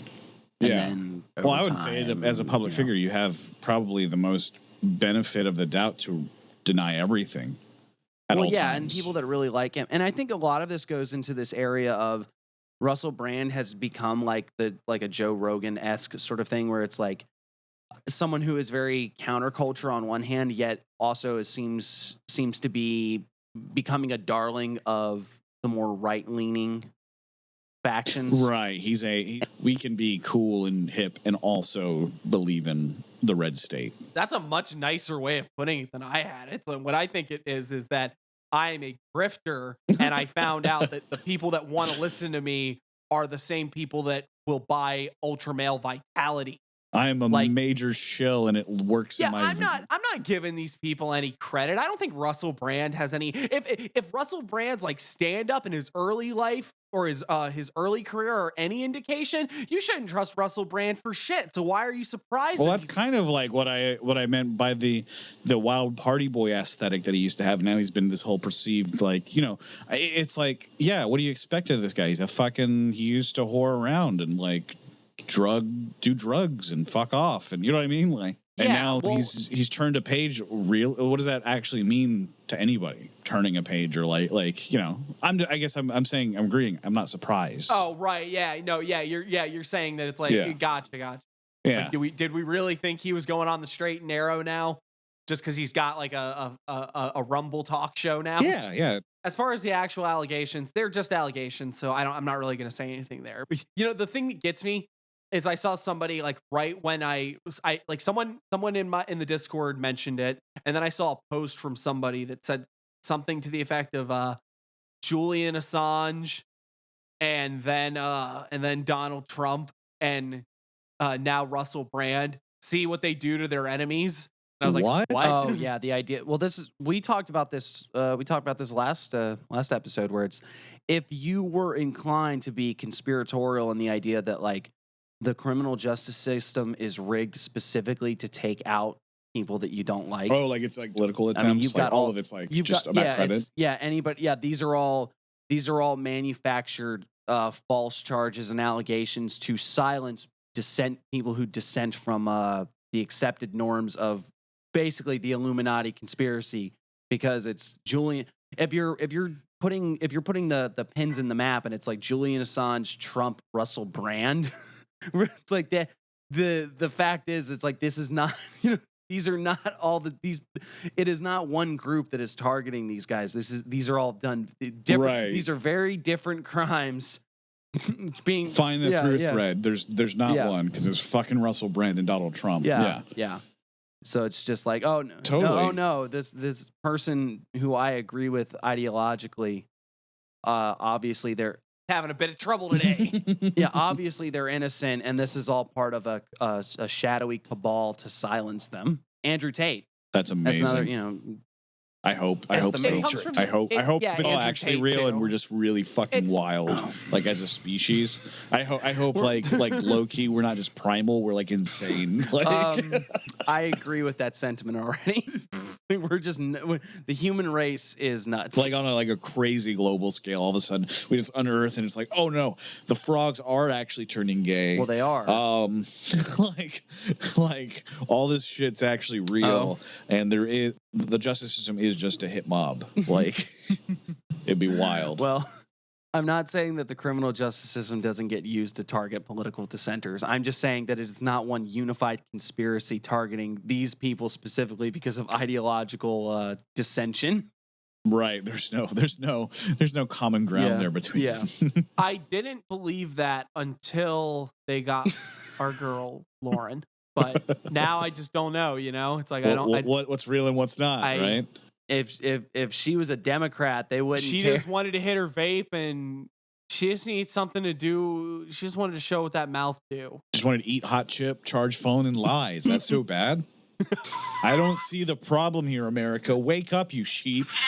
In occult news, we could talk about the what are they? The Asatru Folk Assembly. What is that, my friend? Tell me more. Bunch of Nazis. Bunch of Nazis. Oh, hold on now. They are a specific. They are a specific branch of Asatru, which is I'm probably not pronouncing quite as well as I'm supposed to, but whatever. I think it's Azarath Mentrio. I think is what you're looking for. So. Go to hell. Okay, it is the it is the Asatru Folk Assembly. So the AFA is a white supremacist, White supremacists. In the white supremacists. They are white supremacists. Talk like a fucking Shut adult. the fuck up. The AFA is a white supremacist international organization founded by Stephen A. McNellan in 1994. Gotcha. Many of the Assembly's doctrines, heavily criticized by most heathens, are based on ethnicity and an approach called folkish. And the bottom line is they're a bunch of like folkish. Yeah, they're the founder has this. He has this idea of metagenetics, which is essentially like if you want to worship the old heathen gods, the Wotans and stuff like that, you need to have a bloodline that goes back to them. Because if there's like some kind of metaphysical, omnipotent, spiritual being, he's gonna be like running a DNA test, like it's Maury Povich. It's like I ain't claiming you. You ain't getting no. You are not the supporter. Yeah. You're not the follower. I am not gonna accept this sacrifice until I get them 23andMe results. Yeah, bud. yeah. It's I gotta do a cotton swab before I pray to Vishnu. Fucking. Yeah, it's fucking. To me, it's just out on its face. It's fucking silly and shit, and I'm not going to defend it because it's it's literally just justification to be exclusionary in your spiritual practices, right? And it's also not only bigotry on biblical terms. and not only that, but it's also just it's just a method to try to justify white supremacy, which is I'm not like waving a flag saying, oh, everybody look, see how great I am for saying white supremacy is bad. You should, it's just it's a very obvious stance. Fuck Nazis. But the point is that the AFA was attempting to have some kind of rally, get together event, whatever the fuck, at Stonehenge. And as a method of sort of getting a foothold in European paganism, and trying to establish themselves further and really get essentially recruit people, get attention, this, that, and the other. And the rest of the pagan heathen community flipped shit about it. And this was interesting because by the time I had heard about it, within hours we were seeing notice that this got canceled. Wow! So I'm really happy for that. Well, I was like, I saw it start as a change.org petition, and I was like, that is not how you get rid of Nazis. You go. It's like, you guys want to solve this, you should probably just go down there and cause a fucking ruckus. Which is like, I'm not. Yeah, it's not like they give a fuck about voter tally. Yeah. It's they're you go fucking you make these people feel unsafe being Nazis in public. It's like, if you're a white supremacist, fuck you. We're gonna throw hands. Not to be like internet tough guy. It's just that to me that seems to be the most effective way to handle these things. And if you disagree, you can disagree, but. I'm not gonna be nice. I'm not gonna be. It's not like you're going out there advocating for violence. It's more just the fact that if someone's willing to be that serious about their feelings on certain races or classes or whatever the hell, then I should be able to exercise my right to disagree with that in as equal offensive way, as loud and as obnoxious as possible to let you know that you should get the fuck out of here. But the good news is that apparently they caused enough of a ruckus of people complaining and saying that they just canceled the event, which is great. Good. Because these people don't need to be involved in heathenry and all that stuff. I'm not a particularly pagan guy by any stretch, but like it bothers me that you can't see that if you see runes or anything anywhere, you got to question. It's like, is this some Nazi shit? Yeah. Isn't that like the power of that group at one point? It was so synonymous. Like you could. Well, and I've talked about so much. I've talked about this before too, where it's like the problem is you can't let Nazis have anything. You can't let them you can't stop using something because Nazis are trying to steal this symbol. It's like, no, you got to take it back. if fasci, white supremacist, Nazi types realize that they can just start using whatever sign they want, then they'll just start taking anything and everything. Yep. The OK sign, the peace sign, the fucking. Months ago, we talked about the 8-point star being associated with the Eurasianist movement, which is like, some weird fasci nationalist shit.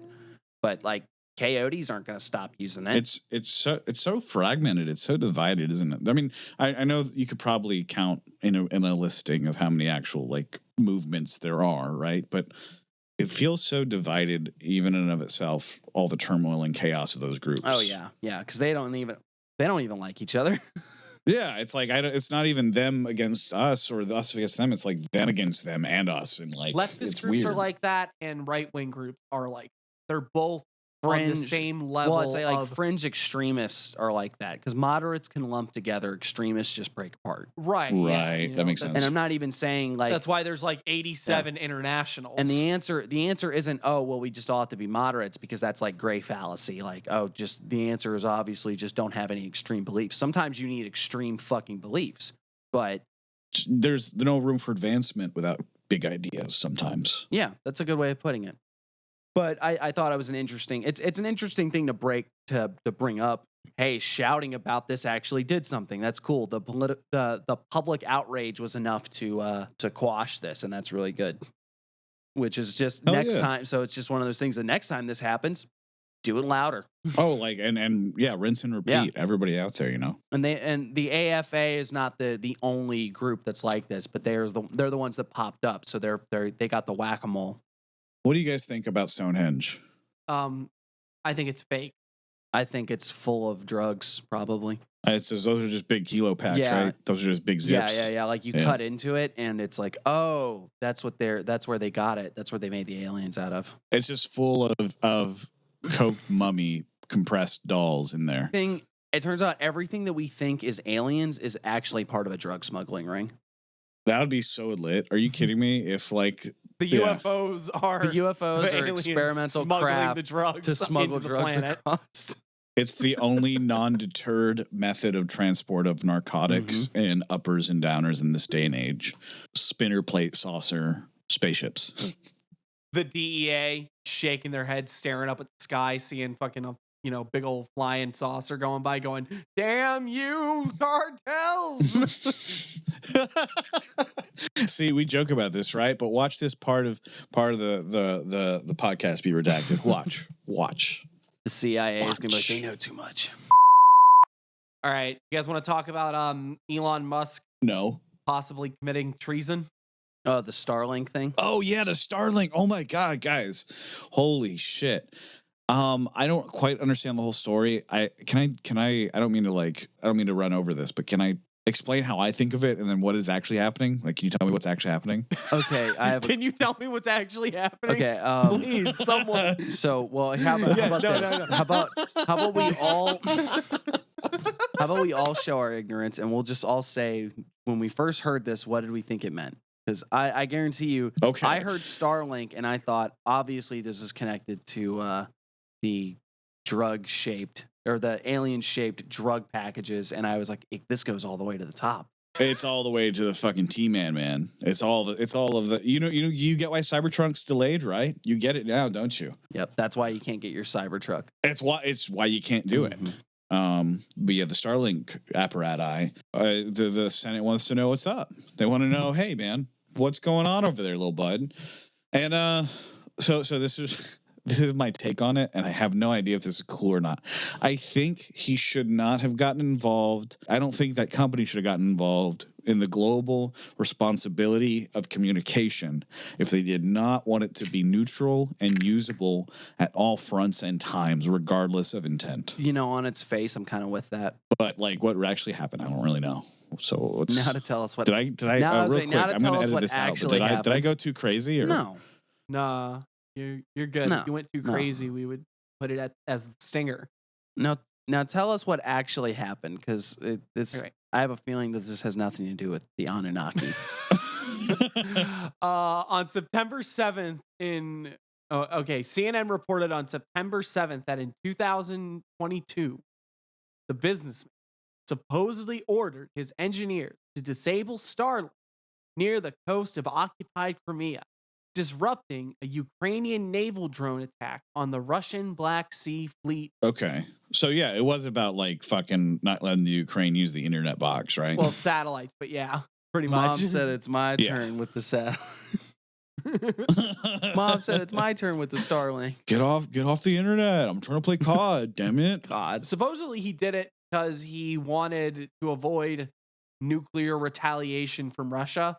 I guess. Like, I mean, like you could put anything in front of it as an excuse to why. I'm just saying But that, like, when to that- my uncle said I have to, like, always flip the light switch on the wall off 3 times, otherwise the Queen of England will die, we made him go see a specialist. Oh. So is the idea that Elon is an unhinged loony and he genuinely thought that like nuclear retaliation was a possibility here? Like, or? I get, like, no, well, that's my point, is that, like, I don't know whether or not nuclear retaliation was really a possibility.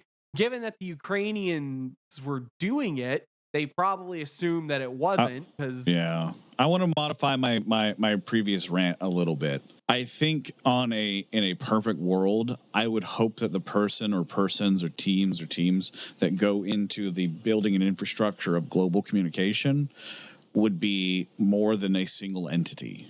As in like more than just Tesla or more than just like but that's not the case. I would like for these things to not be in the hands of people that are not, like, government, for one.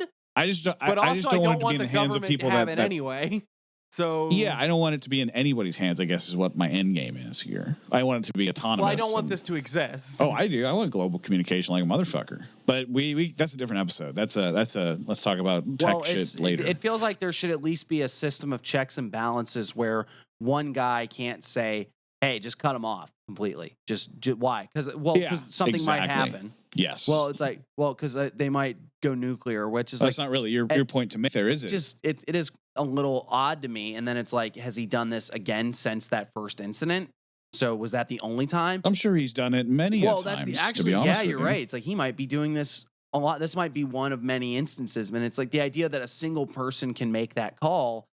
It's I'm not sure what the solutions are of how you decentralize that, or it's like at the very least, I mean, it's like fucking nuclear launches. At least you got, it's in the movies. At least it's like 2 guys with the fucking keys. You got to have at least one. You can't just be a single person pushing the button. It's a interesting point in time right now that we have the ability as a species. There are individuals that have created things that are so almost like utilitarian on what their contract is supposed to be, and yet for some reason, because it's not something that, although it's freely accessible, not everyone can create, so therefore there's always a monopoly.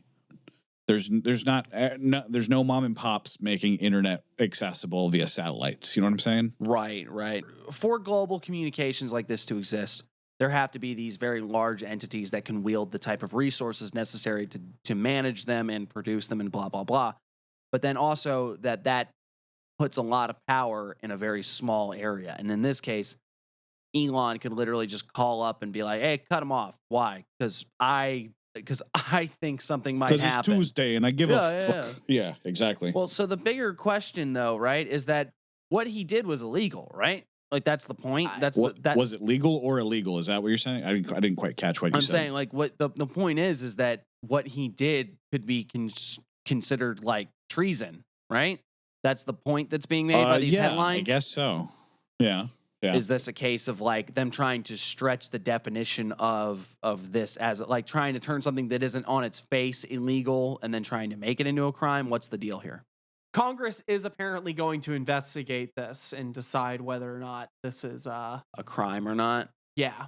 What makes really a treason, except if it was the roles reversed?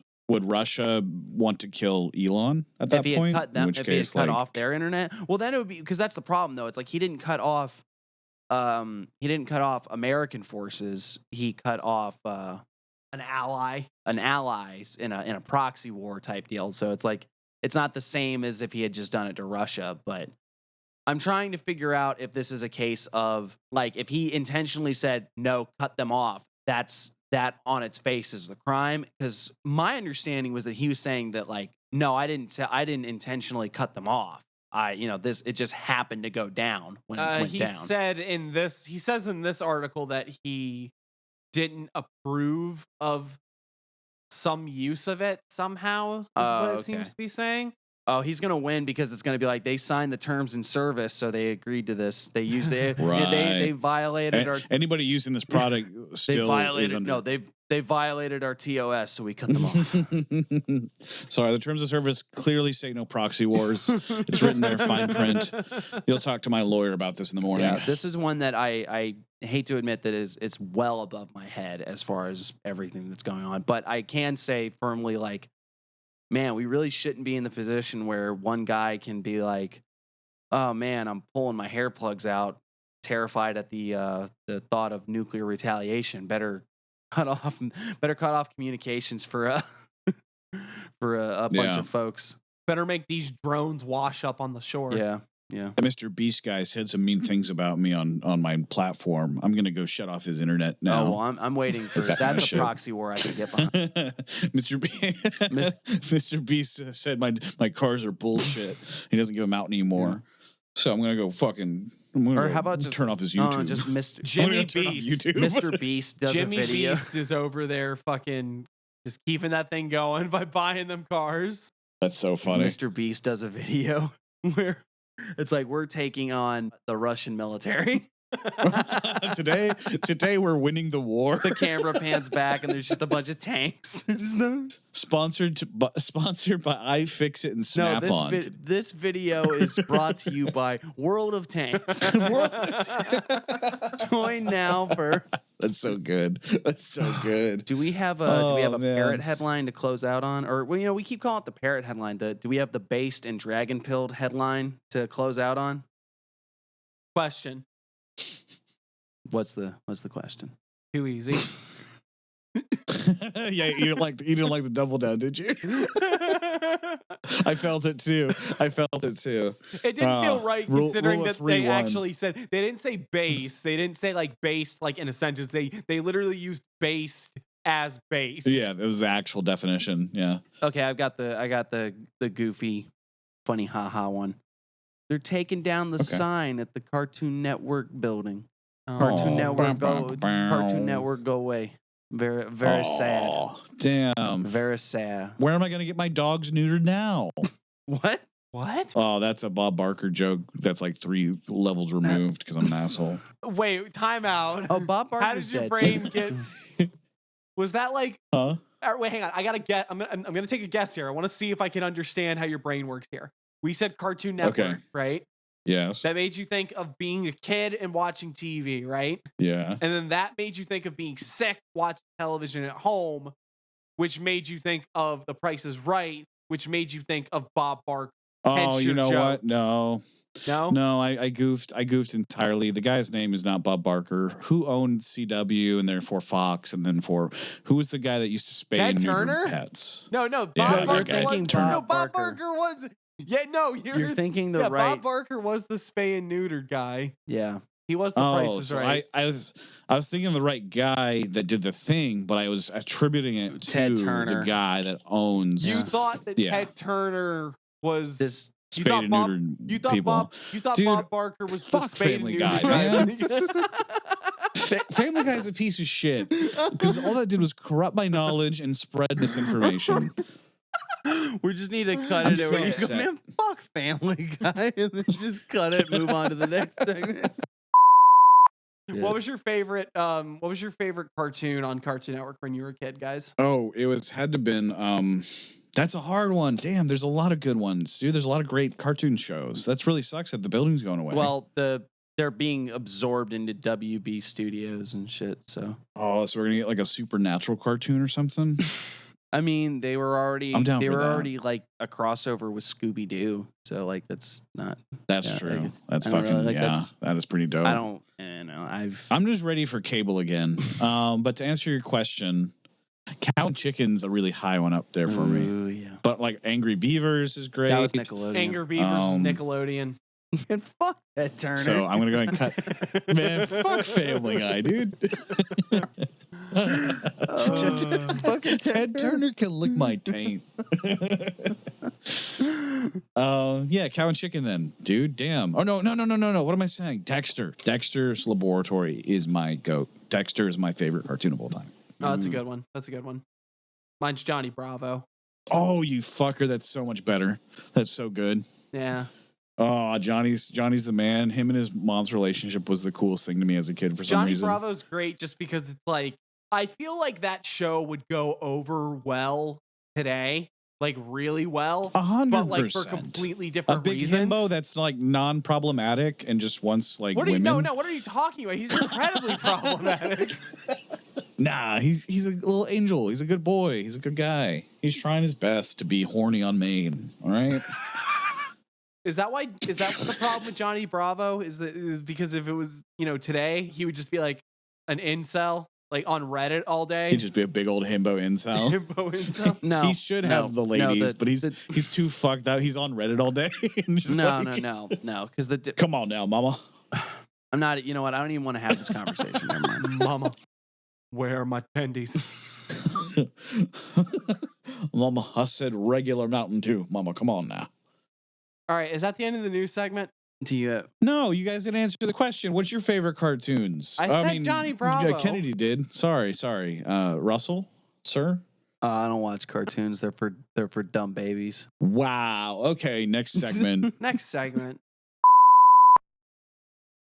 I'm not gonna go yet. Oh man, we missed a headline of a six-eyed creature with a long blue body found dead in the woods. That sounds cool. Maybe next week. Yeah, hopefully. Garry, let's be frank. All right. I don't think you're living up to your potential. You know what? You're not the first person to tell me that. I doubt you'll be the last. Shit. Oh my God. Really? Are you serious? Like that's where you're gonna start? It's like, hey Garry, you're kind of shit. Garry, you kind of suck. Like I thought you'd be much more entertaining on this episode. How can I de-suckify? If I wanted to get a little farther in life, what do I need to do? All right. What do you mean? Look. This is where you add the record scratch, and this is where I say no. We're not doing. We're going to start this properly. Okay. You had that on. What?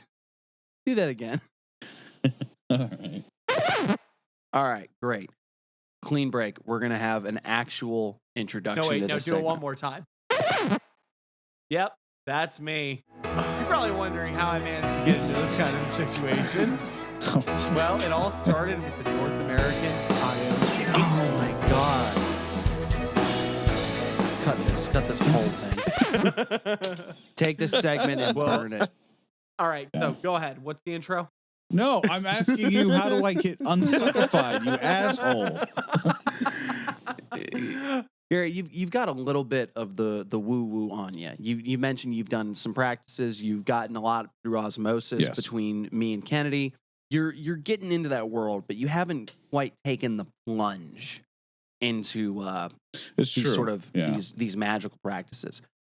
And we thought it would be a fun segment to go into some intro into magic, baby's first, grimoire type shit, and just get your opinion on it. It's like, do you actually find this helpful or not?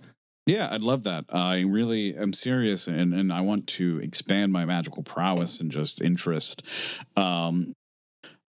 So yeah, and I'll definitely give you some opinions on what everybody tell me. Well, it's good because as far as getting you started and really like showing you some stuff that me and Kennedy found helpful, we're more than happy to you just ask and we'll give it to you. If Kennedy did his job, this is all gonna suck. Did you? Oh, okay. I hear you. I'm hoping these are bad because I'm a dick. So you're gonna give me some ideas then. Where would we like to start? They might be useful. Where would we like to start? Would we like to start with how to become a witch? Or would we like to start with we asked real modern witches to debunk magic's biggest misconceptions? That one. I want to see what misconceptions are. That's what you use so you don't have a baby. Really quick. Hold on. Hold. Can you, Kennedy, can you refresh your page real quick?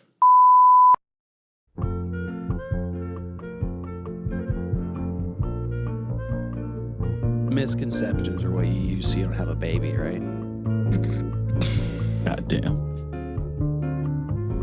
This should be okay. I mean, it's even better because he's left. Now it's that's just you and me. now it's the Russell and Garry show. It's the Russell and Garry show.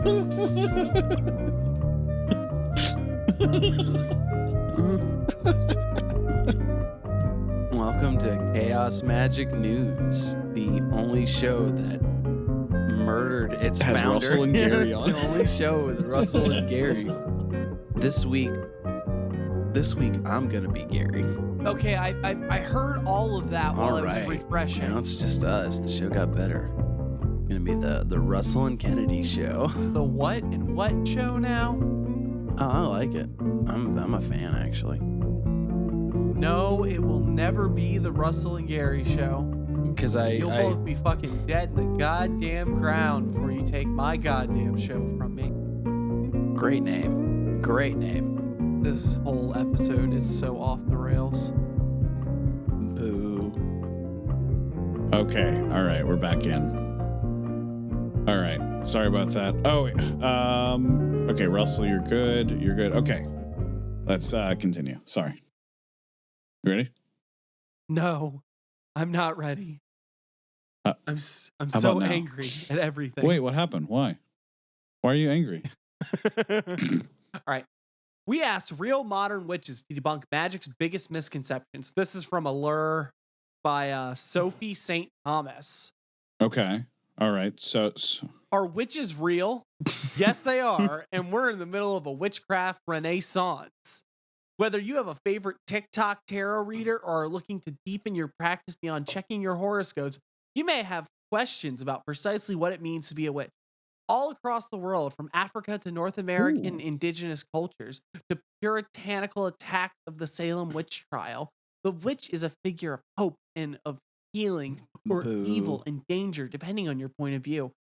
As a practicing witch and Allure's resident astrologer, it's vital to me to get the record straight about witches who historically have always been badasses. While unfortunately voodoo queen Marie Laveau is no longer living, there are plenty of witches still alive today who are known to talk the craft. And then now we're just pimping people out, so I'm not going to read any of their names. I don't really care. Where are these misconceptions? Okay, fine. All right. What is magic? Witches are people who practice magic. okay. Yeah, this is the real question. Magic with a K, which witches like to spell with a K to differentiate it from stage magic, is real too. The practice of magic is about raising and directing energy to fulfill your intention. Witches believe that everything contains energy. This includes nature, orgasms, and of course, yourself. The Holy Trinity. Yeah. In the name of course. nature, orgasms, and of course, yourself. I love that those are I've just now figured out who this person is based off of those three clarifications. One's an abstract concept. The other is a biological function. And then the last one is a linguistic convenience for the ego structure. Mm-hmm. I'm really smart. I read a book. Oh my god. Apparently they are too. I don't think they are. But it's just sort of like, but I guess the point is that when you take those three things, it's like, I could have said everything contains energy, cityscapes, a pumpkin, and a Chinese food. Yeah. Billy, my neighbor. Everything. Literally everything's everything. got magic in Say it. it's got something in it. Them Joe Schmoes down the street. Everything has energy. in Saudi it. Arabia. A Red Bull. The color blue. Iran. Nostalgia. The bees. And the number 2. All these things have have magic. Also, I like the whole witches like to spell it with a K to differentiate it from stage magic. Like, no, Aleister Crowley came up with that because he wanted to sound cool. It's a much simpler reason. It's to be sick as fuck and cool as fuck. Who's to be fucking dope as hell. It's to be based and to live in a based lifestyle. So yeah. We get it. Have you ever had a vivid dream about someone only for them to text you the very next day? It's possible that your psychic intuition was burning bright. There's a hyperlink to psychic intuition. What the hell What you does gotta get that that checked do? at least like once a quarter. The older you get, I hear. Oh my God, no. If you don't check your psychic intuition, You know, you're it gonna, takes you to a separate article by someone else called "Am I Psychic? How to Tap into Your Own Psychic Abilities." Am I a good little psychic boy? I've already got that book on how to be a psychic. We talked about that on the show. Yeah, I played Psychonauts and Psychonauts too, so I think we're fine. So we can skip that little extra. When you're overwhelmed and stressed, do you ever turn your bathtub into a cauldron by filling it with soothing salts, perhaps lighting some candles to set the mood further? That's a self-love spell. Maybe cutting some carrots. Maybe cutting some carrots up into that bitch. You know? Maybe waited till You know, you put a caught little an onion, anthropomorphic hair parsley. and could stick them in the pot. Why is this position like a Jeff Foxworthy bit? It's like, you might be a witch if you take like what is that? If you ever check your astrology sign and decide if you're going to winch your truck up today, you might be a witch. I get it. And I hate that I hate that we're just like grilling and representing this person because they might be cool. No, Who they knows? just said that putting a bath bomb and lighting some candles is a self-love spell. Like, I'm not telling you. Well, that I'm not goes telling back you to- not that to take goes- care of yourself, but it's like, don't. That's just cringe. Well- Come on. Yeah. Well, on the base level of what we were talking about at the beginning of the episode of the cultivation of a certain type of environment or aesthetic as a means of altering consciousness or however you want to Oh, describe right. it. Yeah. I suppose that the whole bath bomb thing could be like That's a good could place to seen be. as Yeah, 100%. it could be like a self-care spell, but I think we've also said it before where it's riding your bike down the street can be a magical act. But that doesn't we get mean down that to every brass tacks of chaos magic. That is the point, right? But it's the point of it can be, not it instantly is, because you're like just because you're riding your bike doesn't mean it's a magical act, you know? Right. And that's what I would say too. It's like just because you threw some Epsom salts for your achy arthritic joints and sat in the bathtub doesn't mean that it's a magic spell. Having talked to Tommy Kelly and that interview came up, so I can now talk about that. You got to interview. jerk off. Talking to Tommy, I got a little more willing to go back the other way on this one. Not a whole lot. Like, I'm not sitting here saying that, like, well, you know, just to contradict myself, I guess. Like, well, I, you know, just throwing a bath bomb into your tub and lighting some candles and saying that, you know, this is going to heal my soul is not magic. I mean, and I'm willing to concede that just that act alone is magic, but only in the way that I say that, like, eating is magic. Or writing a letter is magic. Like, yeah, these are like change and conformity with will kind of ideas. Or friendship is magic. God. Well, this is straight up. Well, this is why we're making. I think this is why the point in the article is what it is. It's because it reads like, and I don't mean to go back to the bit part, but it's like a Jeff Foxworthy bit. It's a point of like, it's cringe because it's like, yeah, it's kind of expected. Like, we understand that there's a magical property or essence or position to be done there, and I don't think shoehorning in a regular task like just taking care of yourself should be inclusive to like your identity of what you consider magic or what is a ritual, right? I think what really turns me off about it is just being in the know of these sorts of bad articles and magic culture in general, right? Because, you know, this is like the fifth time. Right. You know, this is disingenuine. This is like, well, that's what I'm getting at. It's like, there's a whole lot of like, oh, you know what magic is? It's like self-help stuff, just with like calling it spooky woo-woo things, right? And that's, I think, what like makes me go like, oh, that's really cringe, because it doesn't feel like maybe this is you should trying get to be more than magic. 3 sentences in before we say this is crap or you're not. right. You're right. But I don't expect this to get better. Let me shake my magic 8 ball and see. Magic 8 ball cringe. No, I'm just kidding. The magic 8 ball, as in it's drugs. Oh, God. Simply writing out gratitude lists or repeating a mantra is casting a spell, as it means you're injecting reminders of your self-worth into your life. The act of manifestation and magic itself is simply focusing energy to produce the desired effect, and it's much easier than you think. Oh yeah, damn. That's better, but like I can't imagine. We took it at face value, but yeah. Well, I mean, that's what I'm getting at. I feel like that's it. It's both confirming and refuting what I said, because I think this is like about to be a whole lot of self-help with a magic aesthetic on it. But maybe the they're gift maybe plus. they're at least aware enough here that they're going to be like about this. I'm always really iffy when people say energy, because it's like, what do you mean by energy? You know, and I think we like kinetic energy. If you mean like a type of subtle energy in the idea of like there's an underlying mana of the universe that you can transmit intent with, you know.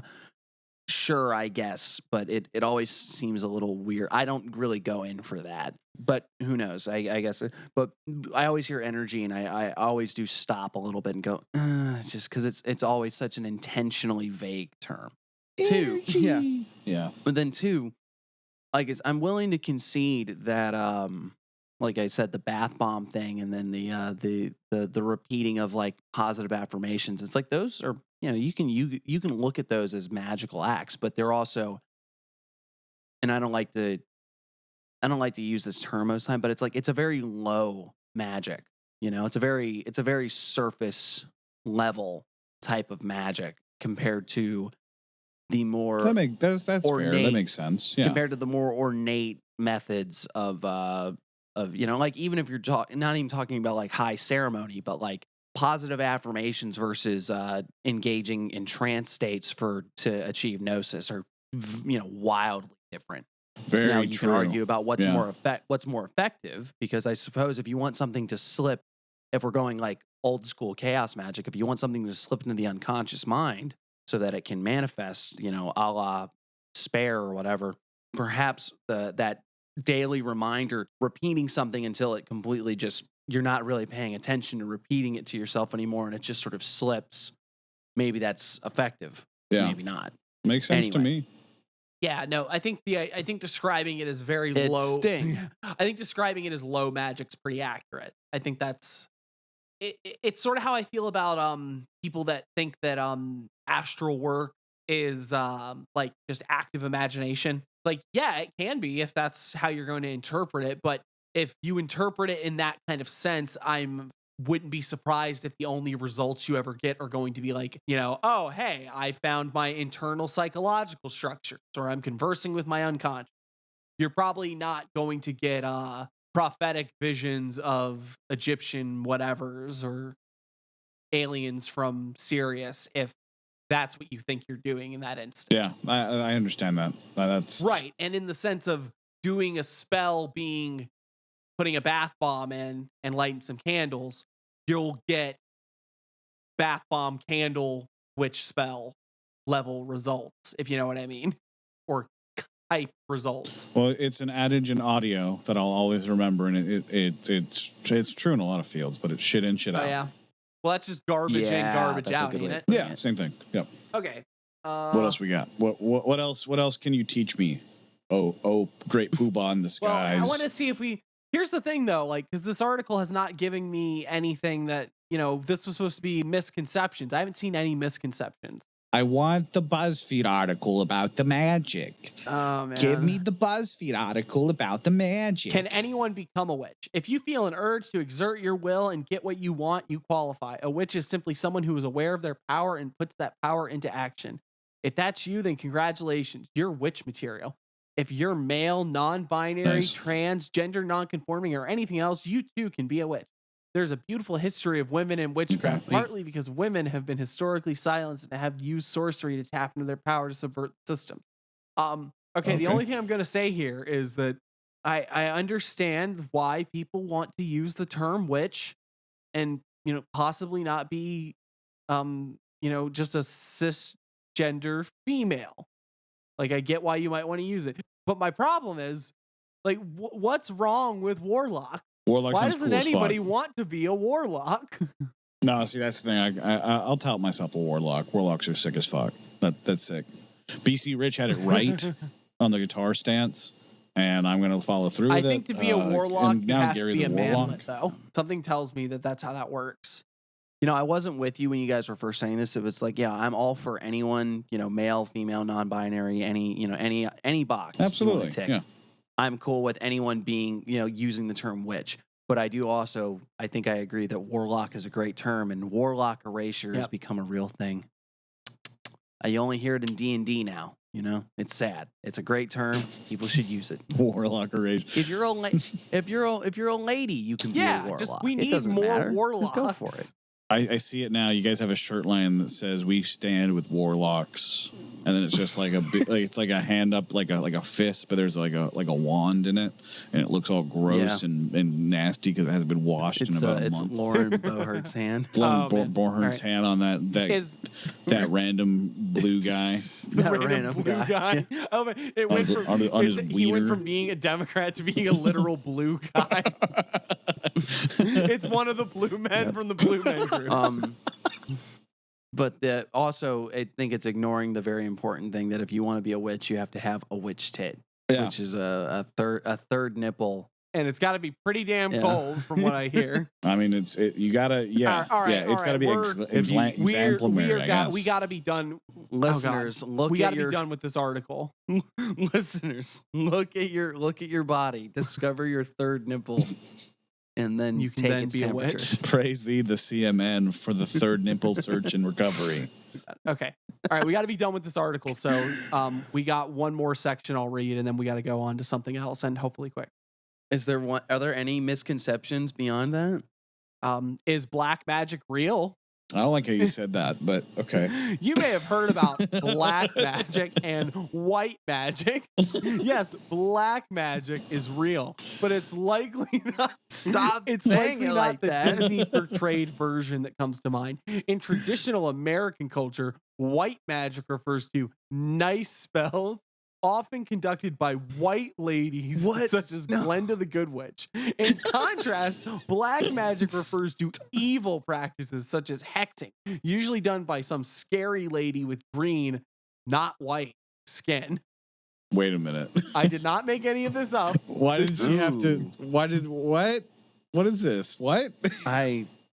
Bobby Hemmett, what? Where are you at? Way to bury the lead, Kennedy. There's no need to be scared, but hexes are indeed real. Hexes are a form of a spell, usually assumed to inflict harm on someone, although usually it's just a form of protection. I have done magic to stop rapists and violent abusers. Is that black magic or negative magic? I have done magic to help women having a hard time bringing their babies into this world or to keep a marriage safe. Is that white magic or good magic? It will always depend on who is reaping the reward, says practicing witch Mi Hawaya Kai El Jama Bamani. I'm sorry.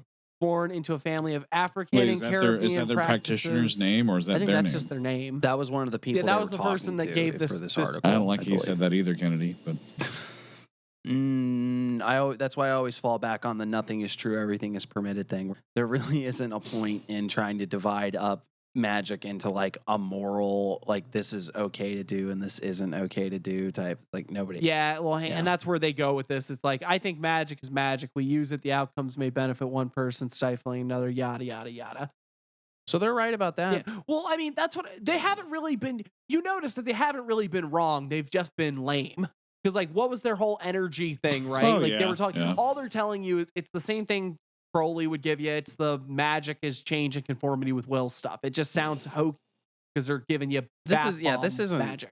This isn't really that bad. You know, it's just kind of goofy. It's just kind of cringy and corporate sounding. that, I think, is the real takeaway. It's the corporateness and or wanting to sell it in a package that is consumer grade, and it's just not that kind of type of. It just feels funny. Yeah, it just feels phony and feels weird when a website is trying to like sell you on the idea of magic, and then they have to carry Well, that. the website also has a resident astrologer as part of their writing Dude, staff. I so, want to like, be a maybe that's resident astrologer. Do you think they're getting paid? I want to be the president astrologer. I'm the vice corporal admiral astrologer, and I'd appreciate it if you back the fuck up for me and my energy. Jesus Christ. All right. Next article. How about how to become a witch? You got to get a tit. Let's go fast. We already talked about this one.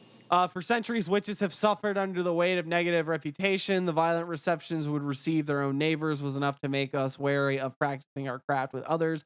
Unfortunately, that solitude may also resulted in a lack of mentorship in our communities. Those two combined make it difficult to learn how to become a witch in the first place. Of course, recent years have been much kinder to those who practice magic. We are now able to share. Who cares? Read a book. How to become a wise and skillful witch. The process of becoming a witch will vary from person to person. Even so, there are some decisions all baby witches must make. Then why do I need this Yeah, article? right? For one, you'll have to decide which kind of witch you are. Oh my God. Which Please tell me. sandwich? Hang on, there's a hyperlink when it says kind of witch. Oh my God, no. This is how we have to end this segment now. Okay. Fuck everything that I just had. We're at what type of witch are you? This is the BuzzFeed article I wanted, Daddy. So thank you. While it may be hard to believe, witchcraft has become a desirable skill set since it is no longer frowned upon. People from different spiritual backgrounds and walks of life choose to practice it. Although witches are everywhere in pop culture, there isn't enough reliable information about the types of witches there are. For this reason, we will cover the most common types of witches and their unique aspects. Who knows? Perhaps you have already crossed paths with some of them. To figure out if you have, stick around. Oh, this is a lead up. This is going to be so bad. Watch it not be, though. Augury witch. Augury witches focus on fortune-telling events and delivering prophecy. For this reason, they have another name, diviners. Okay. Is that true? Is that real, guys? I mean, yeah, that's augury is the term. It's it's just divinatory. Augury witches I didn't perform. quite know that was a classification, though. I mean, it's not. I mean, if you're doing magical practices like this, it would probably behoove you to get good at most of these things. Like you should know how to. Oh, you shouldn't excel in one faction, or not one faction, but like one practice. It's more of a disciplinary. If you're only good at divination, then you're missing a lot. And it's like technically you don't have to be good at any of them, or you don't have to do any of them. Oh, really. right, it's not a game. You of should just doing. not It's do more of magic, a- listener. Listener, stop doing magic right now, please. Yeah, but honestly, if you're going to be in this arena, as it were, it's like you should probably know how to do some kind of divinatory practice. You should know how to do some kind of minimal enchantment. You should know how to, you should know how to engage in trance states. You should know how to do a high ritual. You should know how to make a sigil. You should, these are all you should know how to do an invocation. You should know how to do an evocation. See, that's the part that's interesting to me. I need to figure out that stuff in a way that I don't need to check off. I don't need my little badge. Fucking, I'm not making Eagle Scout Magi. But this is my evocation badge. Oh God, it's alphabetical on top of that because the next thing is baby witch. Chances are you've probably heard the term baby witch before, and if not, no, it has nothing to do with actual babies. Well, that's just a kink, right? Oh God, it probably is. Baby witch refers to witches that are new to the craft. I mean, yeah. Oh, it's like a me. I'm the fetish. Yeah, I mean, Nice. I guess this is the point where we discuss the term baby witch, right? I don't want to. Can we do the next one? I don't want to either. I felt like when we said, "Is this a kink?" That was like that's the funniest it's gonna get. Okay, Move on. Ceremonial witch. C is for ceremonial witch. Ceremonial, like an MC, master of ceremonies. And as the ceremonial witches have a witch. Ceremonial witches have many different backgrounds, and they often come from various teachings such as Enochian magic, Kabbalah, and Thelema. Even so, their magic rituals are veiled in mystery. No, they're not. You can find all that shit on the internet. Very people easily. know about this stuff. If you read the books that explain the systems, I mean, then they're not. I mean, and these books are very easy to get your hands on. Shrouded in mystery. Shrouded in mystery. But that's okay, because you could also be a cosmic witch. Okay, I'm intrigued. No. What's a that's cosmic one of them. witch? Well, in Universe C-167... A cosmic witch is someone who uses celestial and planetary energy in their practice. That is to say, they're not only to make the most of astrology, but That's- astronomy there's as well. there's loads of ceremonial magic that relies on calling down the celestial rays and stuff. That's like, Picatrix and shit. Generally speaking, cosmic witches use all kind of items. So, Crystals, charged water, herbs, incense. Like fucking everybody uses at least one of those things.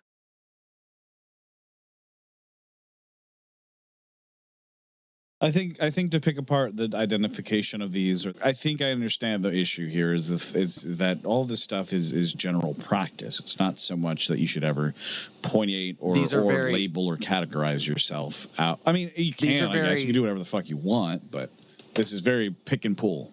These are very arbitrary distinctions when, to me, it seems like if you want to talk about the kinds of witches and stuff, you really can, all you can really fall back on is mostly like, do they have a particular tradition that they fall into? Like, are they like, Wicca where they get like the gardener shit? Are they, Thelemic? Are they a chaos magician? Are they, do they just, are they hoodoo? Are they voodoo? Are they things, stuff I ain't even tried? Like what are you as far as like your particular sensibilities of where your magical practice comes from?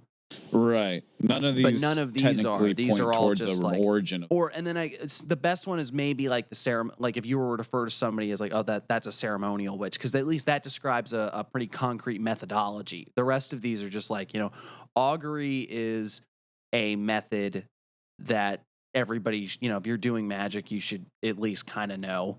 If you're specializing as like a fortune teller type person, sure, I guess there's a lot of people that make their living like that, but I think even most of the people that I know that like make money doing like tarot and stuff like that, they're plenty good at other stuff. Right.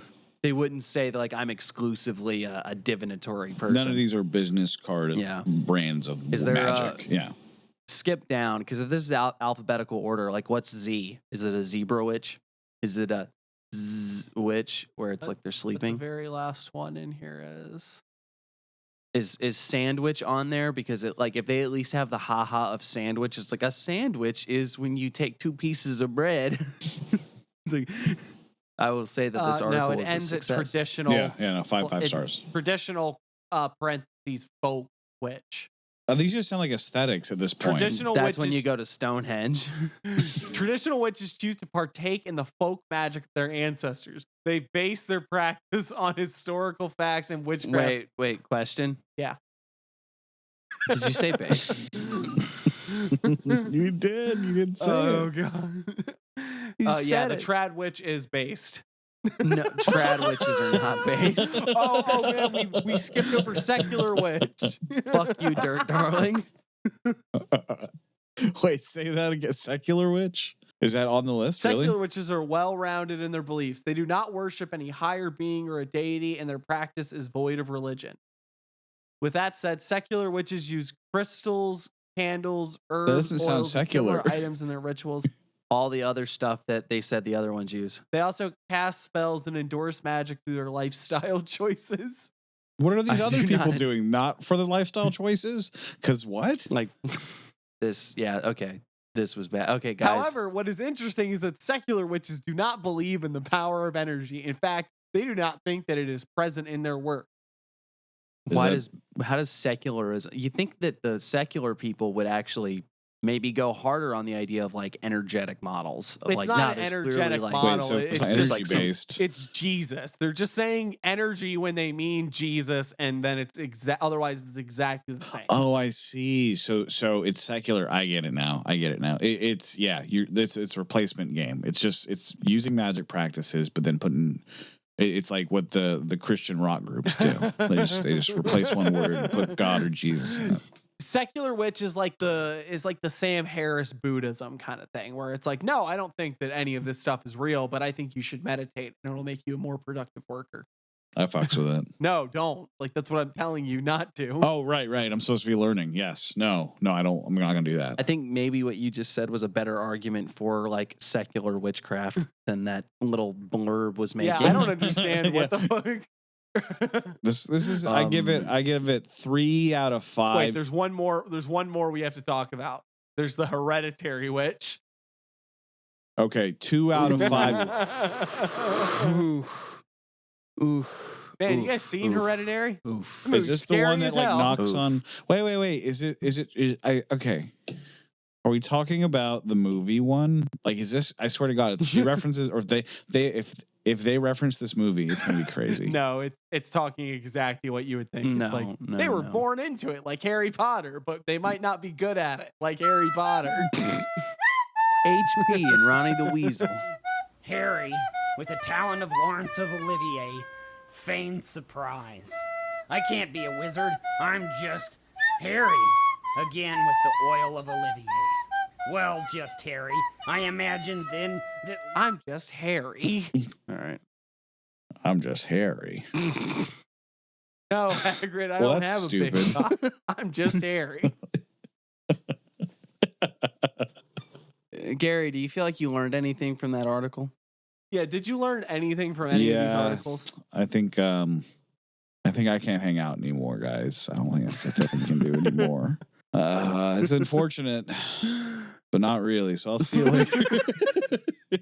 Well, this has been the longest episode of my entire life. So I think it's time that we wrap this up by asking our palate cleanser question. Lay it on me. How goes the work? Goes well. Life is chill, I think. How are you guys doing? I'm good. I'm in the middle of trying to work on building a grimoire, essentially, and not like one that I'm going to try to sell to all the fucking people that look at the show or anything. This is just for me. I'm just making a grimoire for myself because I feel like that's what I need to do right now. It's a good thing to do. I think I should be on the path of building out a grimoire. I think you need to like understand like magic as a whole before you go doing that. Like, I think the idea of building a Okay, fair grimoire enough. is like what you do once you've like played around in enough systems. What I think would be good for you is like to just find something. Because Go just ahead. so that I'm on the same page, because I believe I understand the interpretation. A grimoire is your spell book, right? It's your means of like invocations and ideals for how your system manifests and works. Is that correct? Yeah. Okay. So, yeah, Okay. it's sort of like one of those like I mean, again, there's no absolutes ever, but I feel like it's one of those things that you would benefit from having worked in a couple different ones. I think that's where it really comes from, because I think there's an idea that we all have Fair. about what a grimoire is and like how a magic system like functions that we get from the various systems we've worked in. Like it's one of those, you can only see the common denominator between them all, having worked in a variety of them. Yeah. But other than that, Ganesha Chaturthi is coming up. Beautiful. So that's exciting. That's What are you gonna do? same thing I do every year, Pinky.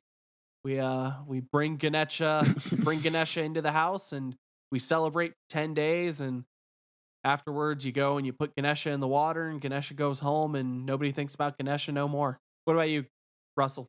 I'm mostly getting ready for Chaturthi. It'll be good because as far as like ceremonial or the ritual section of Liber K that I'm working through, it's like, doing puja and stuff is right up there in that wheelhouse. So I'll probably do a lot of that. You said a billion things there. I had no idea what was going on. It's a fun time for me. It's a time I look forward to every year since I Is it started. We've been- celebratory or is it like reflectionary or like? it's both. Ganesha Chaturthi is a festival for the elephant-headed Hindu god Ganesha, and it's 10 Fucking A, dude, 10 that days sounds rad. every Yep. year. And it's just a lot of Hindu holidays are Hindu festivals are very similar in that it often involves bringing an idol of the deity into the home for a set period of time and performing various rituals and food offerings and stuff like that. What is your resulting factor? Like, what does it make you feel better about? What does it do? I always use it every year as a petition to Ganesha to bring about changes in my life that I want to conduct or what I want to bring about. But also for me, it's one of the times I get to get my religious impulses out. because it's not always just Ganesha, make my problems go away. It's always remind Ganesha at the very beginning. It's a check-in. Remind Ganesha at the beginning to be like, hey, this is what I need done. These are the problems in my life right now. But after that, it's all about you, big guy, for 10 whole days, 10 days of nothing, nonstop Ganesha, 24-hour Ganesha people. It's devotion. It's just devotional acts. And that can be very powerful. The whole goal of this really is to just get closer to the ideal of Ganesha and his divinity and that sort of Get stuff. closer to God. Yeah, exactly. Man. I mean, it really is. Like, that's what this is all about. Yeah. And then sometimes it's caused really good things to happen in my life. And sometimes it caused pretty good things to happen. Wait, I got you. Hold on. Sometimes. There you go. Yeah, like I said, it's a very fun time. I look forward to it. We've been doing it. Me and Kennedy, at least, have been celebrating it for about a decade now, I guess. Hell yeah. Probably around there. Yeah, a little more, a little less. A little more, a little less. It's just, but it's a fun time of year. Always look forward to it. And also in a weird way, it is a good break because you stop you stop so much of the things that you were focusing on in your personal life or as far as your practice. And you're like, nah, I'm going to just focus in on the big elephant headed guy. When does it start? And by the time this episode it goes starts up, the 19th. Yeah, by the time this episode comes out, it'll have started. So happy Chaturthi, everybody. Yeah. So Gary, as far as what you talked about, there's definitely some stuff that I can send you that because I could probably give you like 2 different books that are not even very long reads, and between those 2, you'll have 1,000,001 things to do. And fantastic. I really appreciate that. And that way, next episode that you're on here, you can be like, I basically learned everything, and I'm the high magus of my Question. Aeon, and you guys' show is whack as fuck. Question. What? Did you say basedly?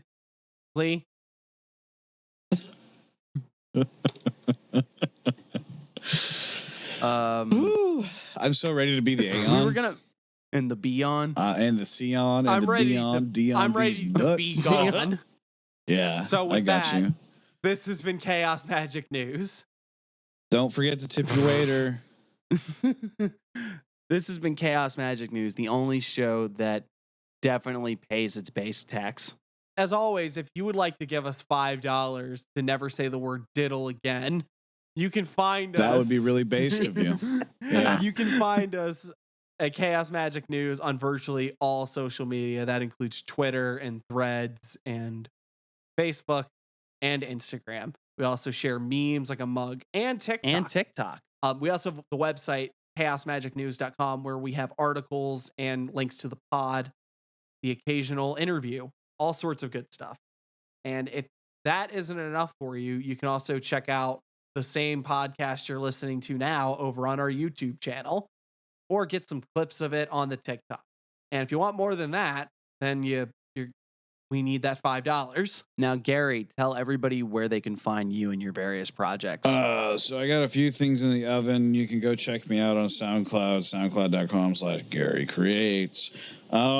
That's not my main one though. So you should go to like Basecamp or not Basecamp. You should go to like Bandcamp and like, oh no, work's seeping through. Basecamp. Let me redo that for real though. You can also go to my Bandcamp, check out a few albums that I release. I make music and stuff. That's kind of one of my shticks as a creator. I do music. I got experiences on the whole, and I'm trying to make some whole. You know what I'm saying, guys? Anyway, just go check me out there. Or I'm also on Twitter, and, you can find me places. I stream sometimes on YouTube and Facebook. Okay, cool. I can only sell myself so much, and that was quite a lot. So, all right. Well, with that, Garry, would you like the last word?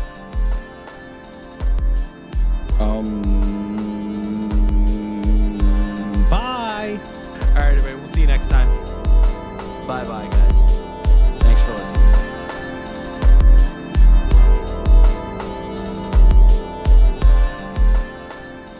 You guys remember when you were young, wanted to race car? Now look at you. Racist. I know. Wait, no. I can't yes and you this time, my friend.